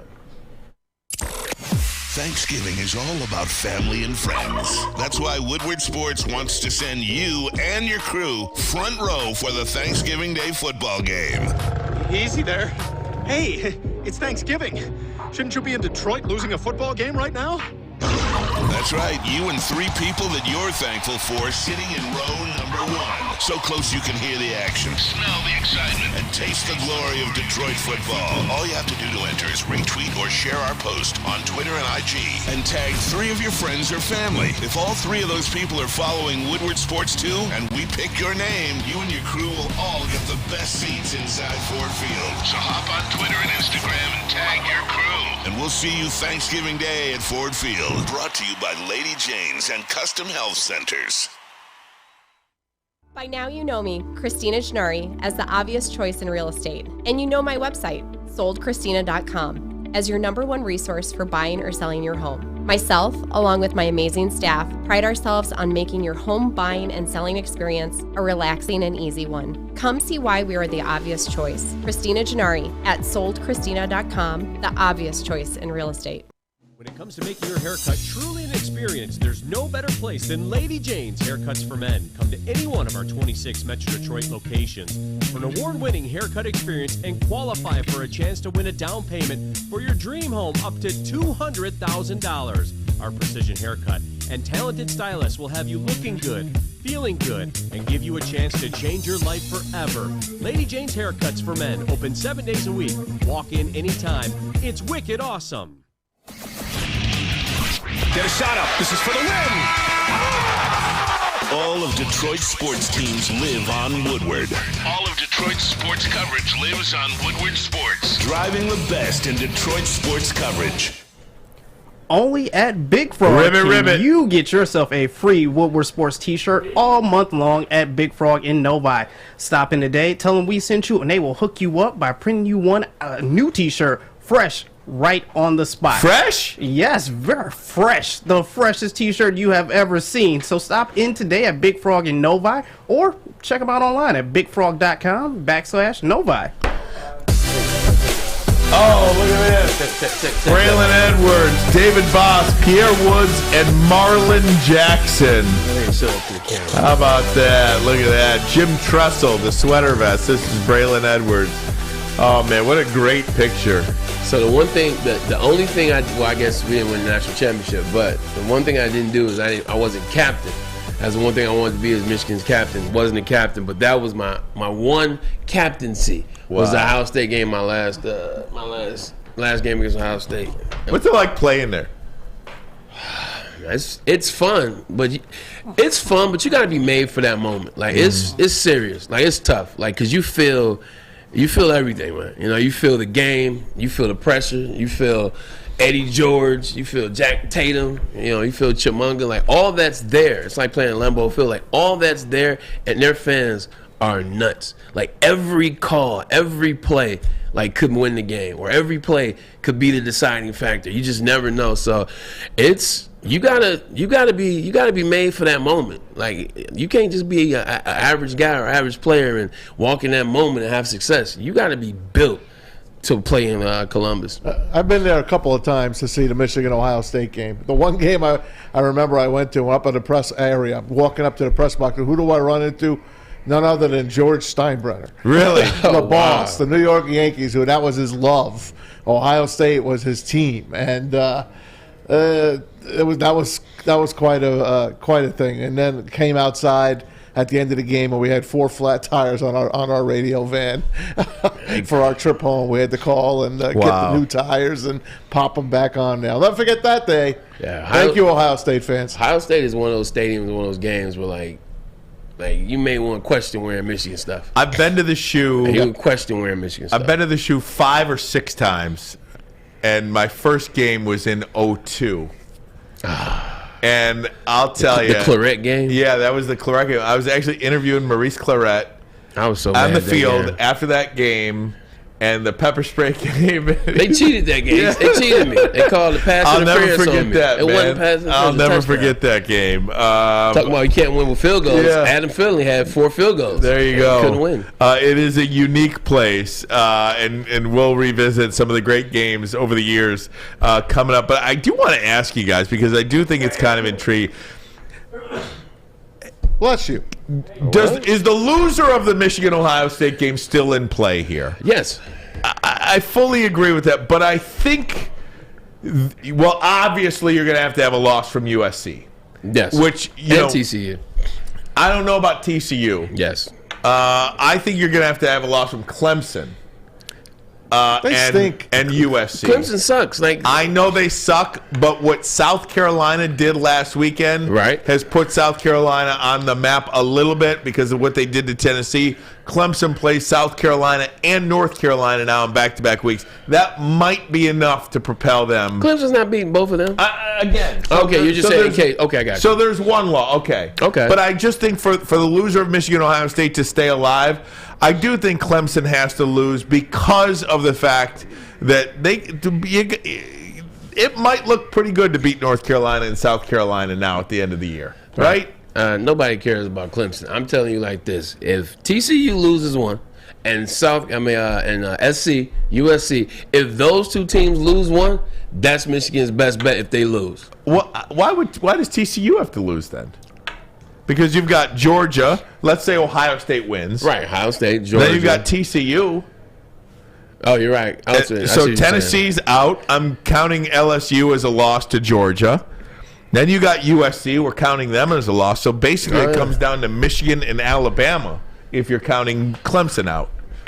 A 1-loss Michigan at Alabama, or excuse me, a 1-loss Michigan at Ohio State, or a 2-loss Alabama team. You said something crafty in the text thread, and I think you might have jinxed it. You said, "Is Alabama gonna sneak in?" Well, I tell you, seriously, because I mean it's hard. They would love to have them. They'd love to have 2 SEC teams in, wouldn't they? True. I tell you like this: ain't gonna be A&M. Hey, and you better hope that LSU doesn't beat Georgia. Well, obviously, you better hope LSU doesn't beat Georgia. I think if LSU beats Georgia, they're in. Yeah, 100%. Because they won the SEC. They beat Alabama. They beat Georgia, the number 1 team. They got 2 losses, but so what? They won the SEC, the one conference people actually value. They 2 losses, they're in. What would they be then? 3 and 4? Because you don't want to see them play against each other. I don't think. Yeah, they'd have to be 4. I don't. 3 and 4. Well, I think number Georgia 1 would have to slip. No, well, LSU would be 3. Georgia would be 4. And then Michigan, then Ohio State would be 1. Yeah, exactly. And then TCU 2 or Michigan, whatever. I mean, if Michigan loses to Ohio State, you really think they deserve to be a top 14? Well, I don't know. Look, at the end of the day, I saw Alabama lose to Georgia, and then like 4 years ago, I saw Alabama lose to Georgia, and then beat Georgia in the national championship. Another thing you guys, I don't think are considering. The same thing happened last year. Here's where I differ. Alabama beat Georgia, and then Georgia beat Alabama in the national championship. Here's where I differ from all this stuff.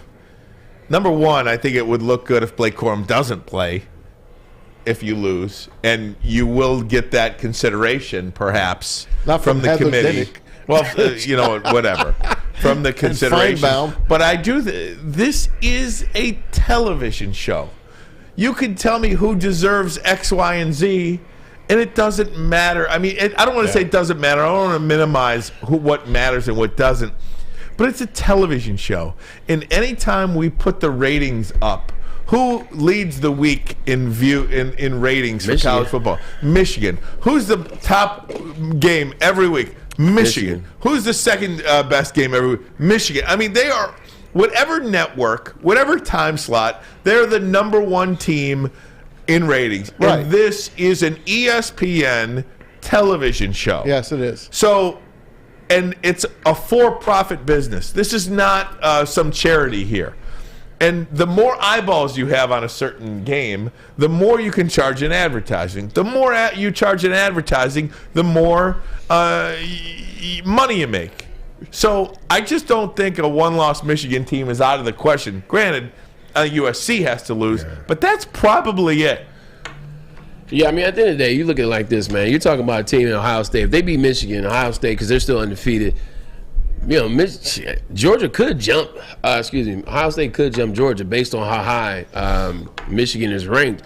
But with that being said, if you're going to tell me that Ohio State's number 2 team in the country, and you're telling me that Michigan's only loss is to Ohio State, and the final score was 38-37, they lost like that to the team that you value as a number 2 team, maybe even number 1.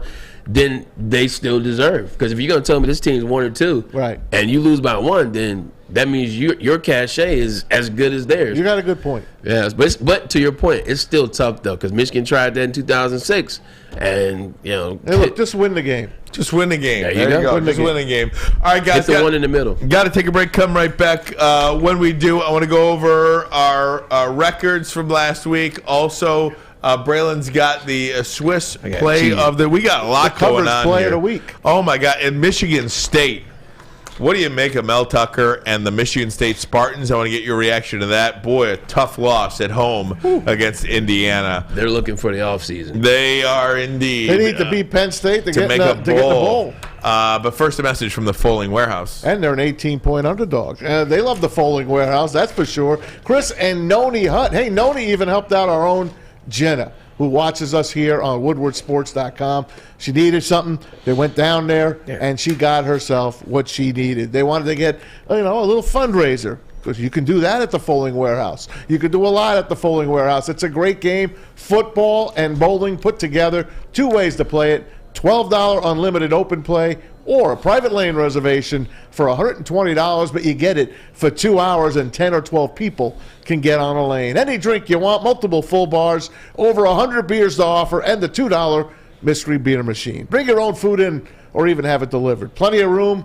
Have a great time. Get your foal on. Check them out at foalingwarehouse.com. It's a great day to get some Centron in your life. Okay. There it is. Centron, here we go. Gotta grab the cranberry. Oh wait, it's 2 for $4. Gotta double up with the classic as well. Centron World, baby. Centron, available at select Kroger's, and if you wanna know how, go to @CentronWorld.com. You get dope like me. You know what? Why wait?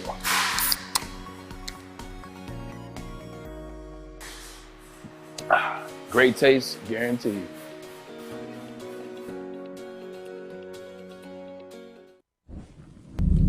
For a limited time only, all new burgers and loaded fries at Big Boy. It's not a Slim Jim, it's the Big Jim. The chili cheese is such a tease. Guess what else is new? The bacon blue. How about upgrading those fries? Chili cheese fries, baked potato fries, nacho fries. What will it be? Satisfy those taste buds at Big Boy. A ton of fun, a ton of sports, and a ton of man meat. Welcome to the Woodward Heavyweights, live daily 5 to 7 p.m. on Woodward Sports. What happened? What's going on, everybody? JB here, letting you know about Planet Fitness and how they are the official studio sponsor of Woodward Sports. Official. But not just that, they're also home to the judgment-free zone where you can work out in a non-intimidating, judgment-free atmosphere for just $10 a month. Only $10? Yeah, only $10 a month. Or don't stop there. Upgrade yourself to the black card for unlimited guest privileges, hydro massage, and so much more. Join in club today or check them out at planetfitness.com. Guys, there's so much football to be like. Looking at all these schedules, and there's so much football to be played. It's fun to talk about all these scenarios, but maybe this year will play out as well. It's gonna play out, and we'll just see what happens. If you're Michigan, though, man, just win the game. Yeah, it always win the game. It always plays out. It's only 1 year where it kind of got hairy, and I think that was around like 2016. I think it was TCU and Baylor. And that's when, before they had the conference championship game. That's why they got the conference championship game. It always plays itself out. It always, somehow, remember last year we were trying to figure out with Cincinnati, there's Alabama and Michigan and Georgia. It always plays itself out. No doubt about it. Guys, I wanted to do this. It's the Swiss Insurance play of the game. It's the Swiss coverage. Swiss coverage. Thank you for that, You're Tom welcome, Mazawey. sir. You're welcome. It's the Swiss coverage. And what do we have here today, Braylon? Your guess is as good as mine. No, let's check it out. Go ahead, my man Fletcher, get it going right now. Looking at, I know what play this is. Look at Aidan Hutchinson off the right end right now. This is going to be a little interception, actually. Aidan Hutchinson probably showing like he's going to blitz and pull out. Next play for me. I told you, look, show him blitz. I told you. Aidan Hutchinson showing blitz, backing off right now. That's how he got his last interception against Chicago. Backing off right now, playing a little man-man coverage right here. Aidan Hutchinson, next play. 2nd and 6. Aidan's now in the second level. Daniel Jones, he's looking like he has the guy, but he doesn't realize that 97 is this athletic. Show the next clip. Guy gets up in the air, gets the interception, and then show the next play. Almost got. Hey, this actually was kind of smooth. He did a little spin move and almost was still in bounds. But this is going to be your Swiss coverage play of the week. Hey, dumb question for you. I thought that was Eli Manning. Dumb question for you guys. When the New York Giants score that touchdown, march right down the field, opening possession, and score a touchdown, but missed the extra point. I knew it was over. Did that felt like it was a much bigger play than just a missed extra point? I feel it turned the whole game on its head. Graham Gano sucked yesterday, and he's one of the best kickers in the game. Missed 2 extra points. Well, one of them got blocked. I think Kaminsky got a finger on one of them. I'm just saying, doesn't that kill you? After you score a touchdown, you look up and, oh, God, we missed a point? Yeah, it definitely does, especially in this NFL now today where guys are going for 2, like with any excuse to go for 2. But one of them, like I was just like talking about when you just feel it, like it's just one of those games. When you see stuff like that happen off rip, you're like, yeah, Giants are gonna lose this game. Like that's a bad sign for them, man. The Giants, they didn't look good at all, and we talked about it. They don't have, and it's crazy. Daniel Jones actually had 345 yards passing yesterday. Unbelievable. 345 yards passing. They finished with 6 points. Let me ask you guys, Maz, how do we do this week in our picks? We have a new leader. Oh, we do? Who is he? Somebody that's sitting at the desk. Oh, my gosh. He's got the initials R.E. 5-1. Who did I lose to? Hey, my black guy. What game did I lose? the Steelers-Bengals. Yes. I took the home dog in the division. We both took Steelers. I took the home dog in the division. I did good in the late games because the early games I didn't have a win. I sucked in the early games. So this is once again, and although it doesn't matter because we both had the losses, etc., as you always say. But this is why I hate the doggone spread, man. Dog, I won the Bills game, the Chiefs game, and What was another one I won? There's 2 more extra games. You should just play money line. No. We've been saying that for weeks. No, but then if I actually somehow win this year, when it's all said and done, I want it to be winning the right way. Let me tell you, if I was to play, which I don't play, I would never be 43, 31, and 4. I mean, that's a hell of a record in the NFL. Yeah, that is a hell of a record in the NFL. It is. Maz, you're doing good too. Braylon, not terrible. Look, I mean, if you could play an entire NFL season and just break even, essentially, maybe a little bit less, you're having a good year. Once again, I'm winning the games. I'm just getting nipped, man, with the spreads. So who do you guys like tonight? It's in Mexico City, Monday Night Football. Man. 49ers favored by 10 over the Cardinals with Colt McCoy at quarterback. Colt McCoy low-key wins games for the Cardinals. Like, he's won a couple games from, like, last year when Kyler Murray was out. I think Colt won like 3 of those games out of 4. They like him. Yeah, 100%. Shoot, he was a nickel throw away from winning the national championship game against Alabama and halting that dynasty before it even started. He gets it done, and it makes it better when you got D-Hop though. Hey, speaking of the Arizona Cardinals, I started watching Hard Knocks. Yeah. It's really good. It is good. And much better than the Lions one. Much better. It's in season. I know maybe that has something to do with it too. That has everything to do with it. They're going home with J.J. Watt, and you know what I mean? I really liked J.J. Watt going up to Rondale Moore. Was it Rondale Moore, the receiver who dropped a pass in practice, and he was just beating himself up and was almost unconsolable because he dropped a pass. Yeah. And J.J. Watt went up to him and he's like, man, look, it ain't Sunday. Just go make another play. And what happened in the game?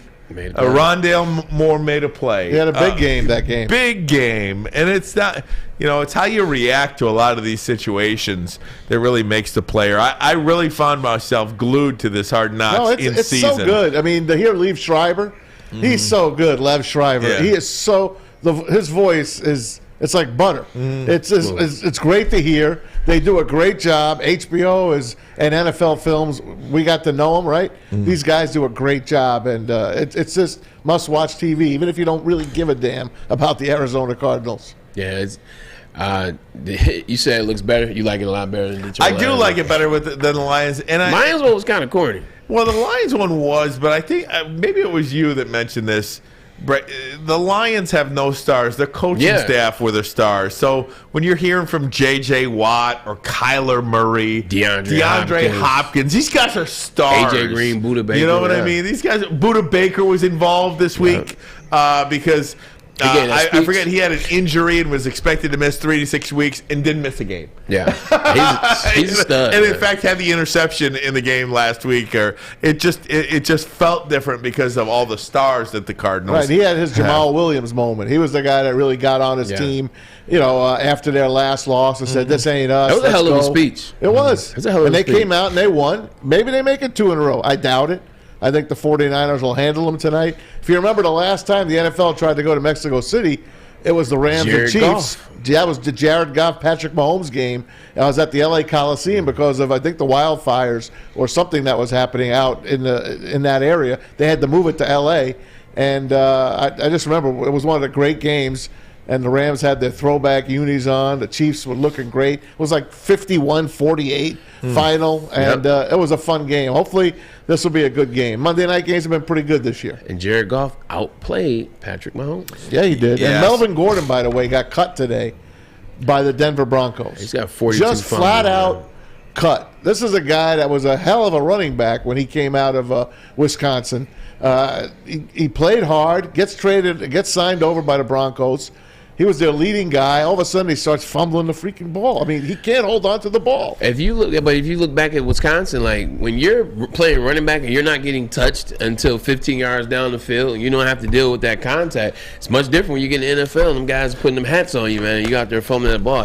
I look back at his first season to see when did the fumbling kind of start. Yep. He had 6 lost fumbles as a rookie, so he started early on in his career. And Chase Edmonds is down with a high ankle sprain for Denver. Denver's in big trouble. You know who their 2 backs are right now? 2 guys, 2 veteran guys. Denver's in trouble. Russell Wilson. They've been in trouble since Lamar Murray. Latavius Murray. And Marlon Mack, the cast-off Indianapolis. from the Colts. That's your running backs for Denver. Don't bet Denver the rest of the year. I think that's a big mistake if you bet them at all, even in the beginning of the year. Man, they have a great defense, man. Oh, man, you know who's laughing right now? Pete Carroll. Not me, because I picked those idiots to win it all. Pete Carroll, he's laughing all the way to the playoffs. First round. In the first round. Hey, guys, I'll take a break. Come right back. When we do, we'll be back to wrap it up. But first, a message from Les Stanford. Thinking of a new Cadillac? Les Stanford will take care of your first payment. That is right. Your first payment is on Les. Plus, Les Stanford has $500 in cyber cash on all Chevys. Time to treat yourself at Les Stanford in Dearborn. LesStanford.com. LesStanford.com. Find new roads. Find them. Find them. At work and at home, we're there with smarter security solutions. Featuring complete automation with customized alerts and more. For over 90 years, we've been the company that's been counted on to protect what matters most, all with personalized service and care. Right now, for a limited time, receive a free video device plus free installation with a new home system. Guardian Alarm. We protect Michigan. 3 NBA championships. Detroit fans were there. 11 Stanley Cups. Detroit fans were there. 4 World Series wins. Detroit fans were there. And that one Lions playoff win in 1991. Yeah, Detroit fans were there. Woodward Sports, where the fans are. At Alta. Hey, I got to tell you, I'm driving the other day up to Michigan State, up 96, and there it is, Alta. And I started laughing hysterically. And you said, and I said, Alta, uptime matters. I just laughed.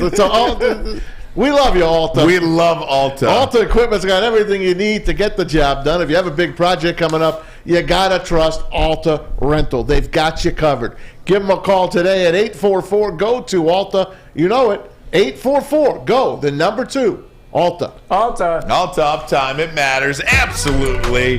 Hey, guys, final segment of the show. We've got some big guests this week. Don't want to do the reveal just yet. You just have to come back to us. None bigger than the one we expect to have tomorrow. And again, I don't want to spill the beans, but just you'll want to be here for tomorrow, absolutely. I did want to cross Dan Miller. I teased it. I did not mention it. And Tuesdays with Dan Miller. Don't big forget. guest. No. Let's get it out there.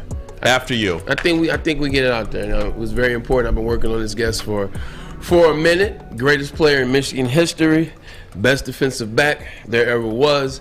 None other than number 2, Charles Woodson, 228 tomorrow.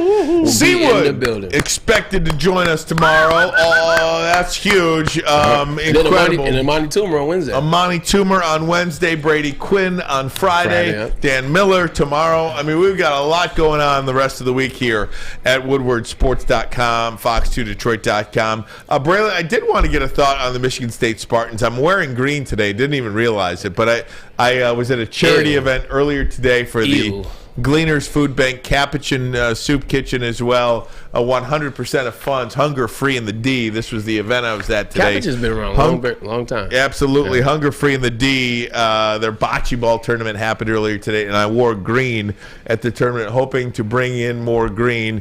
If you'd like to donate, hungerfreeinthed.com. $5, $10, $20, whatever you can afford. 100% of that money stays right here in the Metro Detroit area. So I did want to make mention of that great charity. Nice. But you can't say green on a sports show and not mention the Michigan State Spartans. Man, talk about the offseason, man. They just want to get to the offseason right now, don't they? 100%. You got players that are suspended since the Michigan altercation in the tunnel. They won 2 games in a row, looked like they were trying to salvage the season a little bit, and then they lose a game. They were up 24-7, I believe. They were up 24-7, and they ended up losing that game. It's just been a bad season. You know, it started off bad. You know, they go on a 4-game losing streak. Lose to Michigan in bad fashion. Then the thing happens in the tunnel, if you will, the altercation. Just been a very interesting season for Mel Tucker, and it's going to be one of those seasons where he's going to have a lot of people looking at him in the offseason. A lot of people will have things to say. When I say people, I'm talking about people that cut checks. I'm talking about the regents. I'm talking about the AD. I'm talking about the president. So it's going to be a very, very pivotal offseason for Mel Tucker. because he's got to get a quarterback. Whether he wants to go to Kim, the young guy, he's got to get a quarterback. He's got to get some players in the secondary that can defend some wide receivers. Like, he's got to get some players there, and then because if it doesn't happen next year, how about some assistant coaches? Well, no, that's 100% what he's got. He's got to fire a defensive coordinator, secondary coach, D-line coach as well. Because one thing you don't want to do, you don't want to go down with coaches that aren't good. You get rid of them, give yourself a chance. Is the biggest joke in the world these conference championship games, because Michigan, Ohio State, whoever wins that game, Michigan or Ohio State, is going to have to suit up against a Big Ten West champion, Illinois again, with likely 3 losses, maybe even 4 losses. Maybe even 4 losses. That's Illinois and Purdue, right? How can you call yourselves a Big Ten West champion? Whoever wins this division should not hang any banner or anything in their stadium. Now, the Iowa Hawkeyes play. They're in the catbird seat. They're in the driver's seat. All they have to do is win, and they are in. Purdue. You know what's so funny about that? Not to cut you off. Remember the beginning of the year when we were watching Iowa? Iowa was horrendous. Iowa didn't even score a touchdown for the first 4 games of the year, and now they're in #1 spot in the West. Terrible, man. Big Ten West is trash. Terrible. So again, Iowa wins at home against Nebraska, and they're in. Purdue needs a win at Illinois and an Iowa loss, and the Illini could still get in if Purdue and Iowa lose. I got to bring up a couple of games from last weekend. South Carolina just laid the lumber to Tennessee, and it sucks. Hendon Hooker, torn ACL, done for the year. Why was he in the game? And what the heck, man? Now this poor kid, he drops in the draft. I feel terrible for him. Why was he even in the game? Like, Hendon Hooker right now with the ACL torn in this game this late in the year. You're talking about November. He was a guy that was trying to crack the first round, if you will. There were some mock drafts that have him in the second round, and then there's a few that have him in the late 20s of the first round. Now you tell your ACL as a quarterback, man, like, I pray for him. It's going to be tough. And again, I don't know, but maybe he was in the game thinking he could pad some stats and try to get in that Heisman conversation. I mean, I don't know. Yeah. But that's the only thing I can think of, right? Yeah. Try to pad some Heisman stats. And TCU, man. Because he does have gaudy numbers. Great comeback by them. They hung in there against Baylor at Waco. And they had to run the freaking field goal team. The fire drill. Yeah. The fire drill to run on and get that kickoff, and he nailed it. That's when you're asking. That's why I asked you that question on Friday. I was like, what about TCU makes you think they're not on upset alert? TCU is trying to lose games. Yeah. Texas Tech 3 weeks ago should have beat them. What was it like? Texas, if they had any type of offense, it was 3-3 at halftime, and Texas was horrible. And then even this game, once again, Baylor should have won this game as well. TCU, they're trying to not go to the playoffs. But they're winning. Yeah, this is true. No doubt about it. Guys, hell of a show today. We're very excited for the week. I wish we could enjoy the Lions game a little bit more than just Monday, Tuesday, Wednesday. Right? I mean, because you just if they lose on Thursday, you're like, damn. If they win on Thursday and get to 5-6, you got 10 days to enjoy that bad boy and think about every scenario and known to man on how they can get back into this playoff. I just want to see him make a good impression to the national audience that always wants to take the damn game away from us. Remember when Houston, just Deshaun Watson and J.J. Watt came in? That was the COVID year. No doubt. Bray, get us out of here. Yo, it's Monday. It is the game week. We are going to be locked and loaded all week. Like Ryan, Ermanni, and myself said, Charles Woodson is in the building tomorrow. And then on Wednesday, we also have Amani Toomer. Shout out Super Bowl champ with the New York Giants. Gonna be a fun week. We're gonna get into it. We're gonna dive into it. So buckle up. It's gonna be a fun week. My man JB over there, Fletch to my right, Uncle Maz on the couch, and my brother from another mother to the left, Ryan and Monty. We are Ermanni and Edwards with Maz. Boom. Make sure you download the Woodward Sports app in the App Store and the Google Play Store today. Take Woodward Sports with you wherever you go and listen live on your phone or mobile device.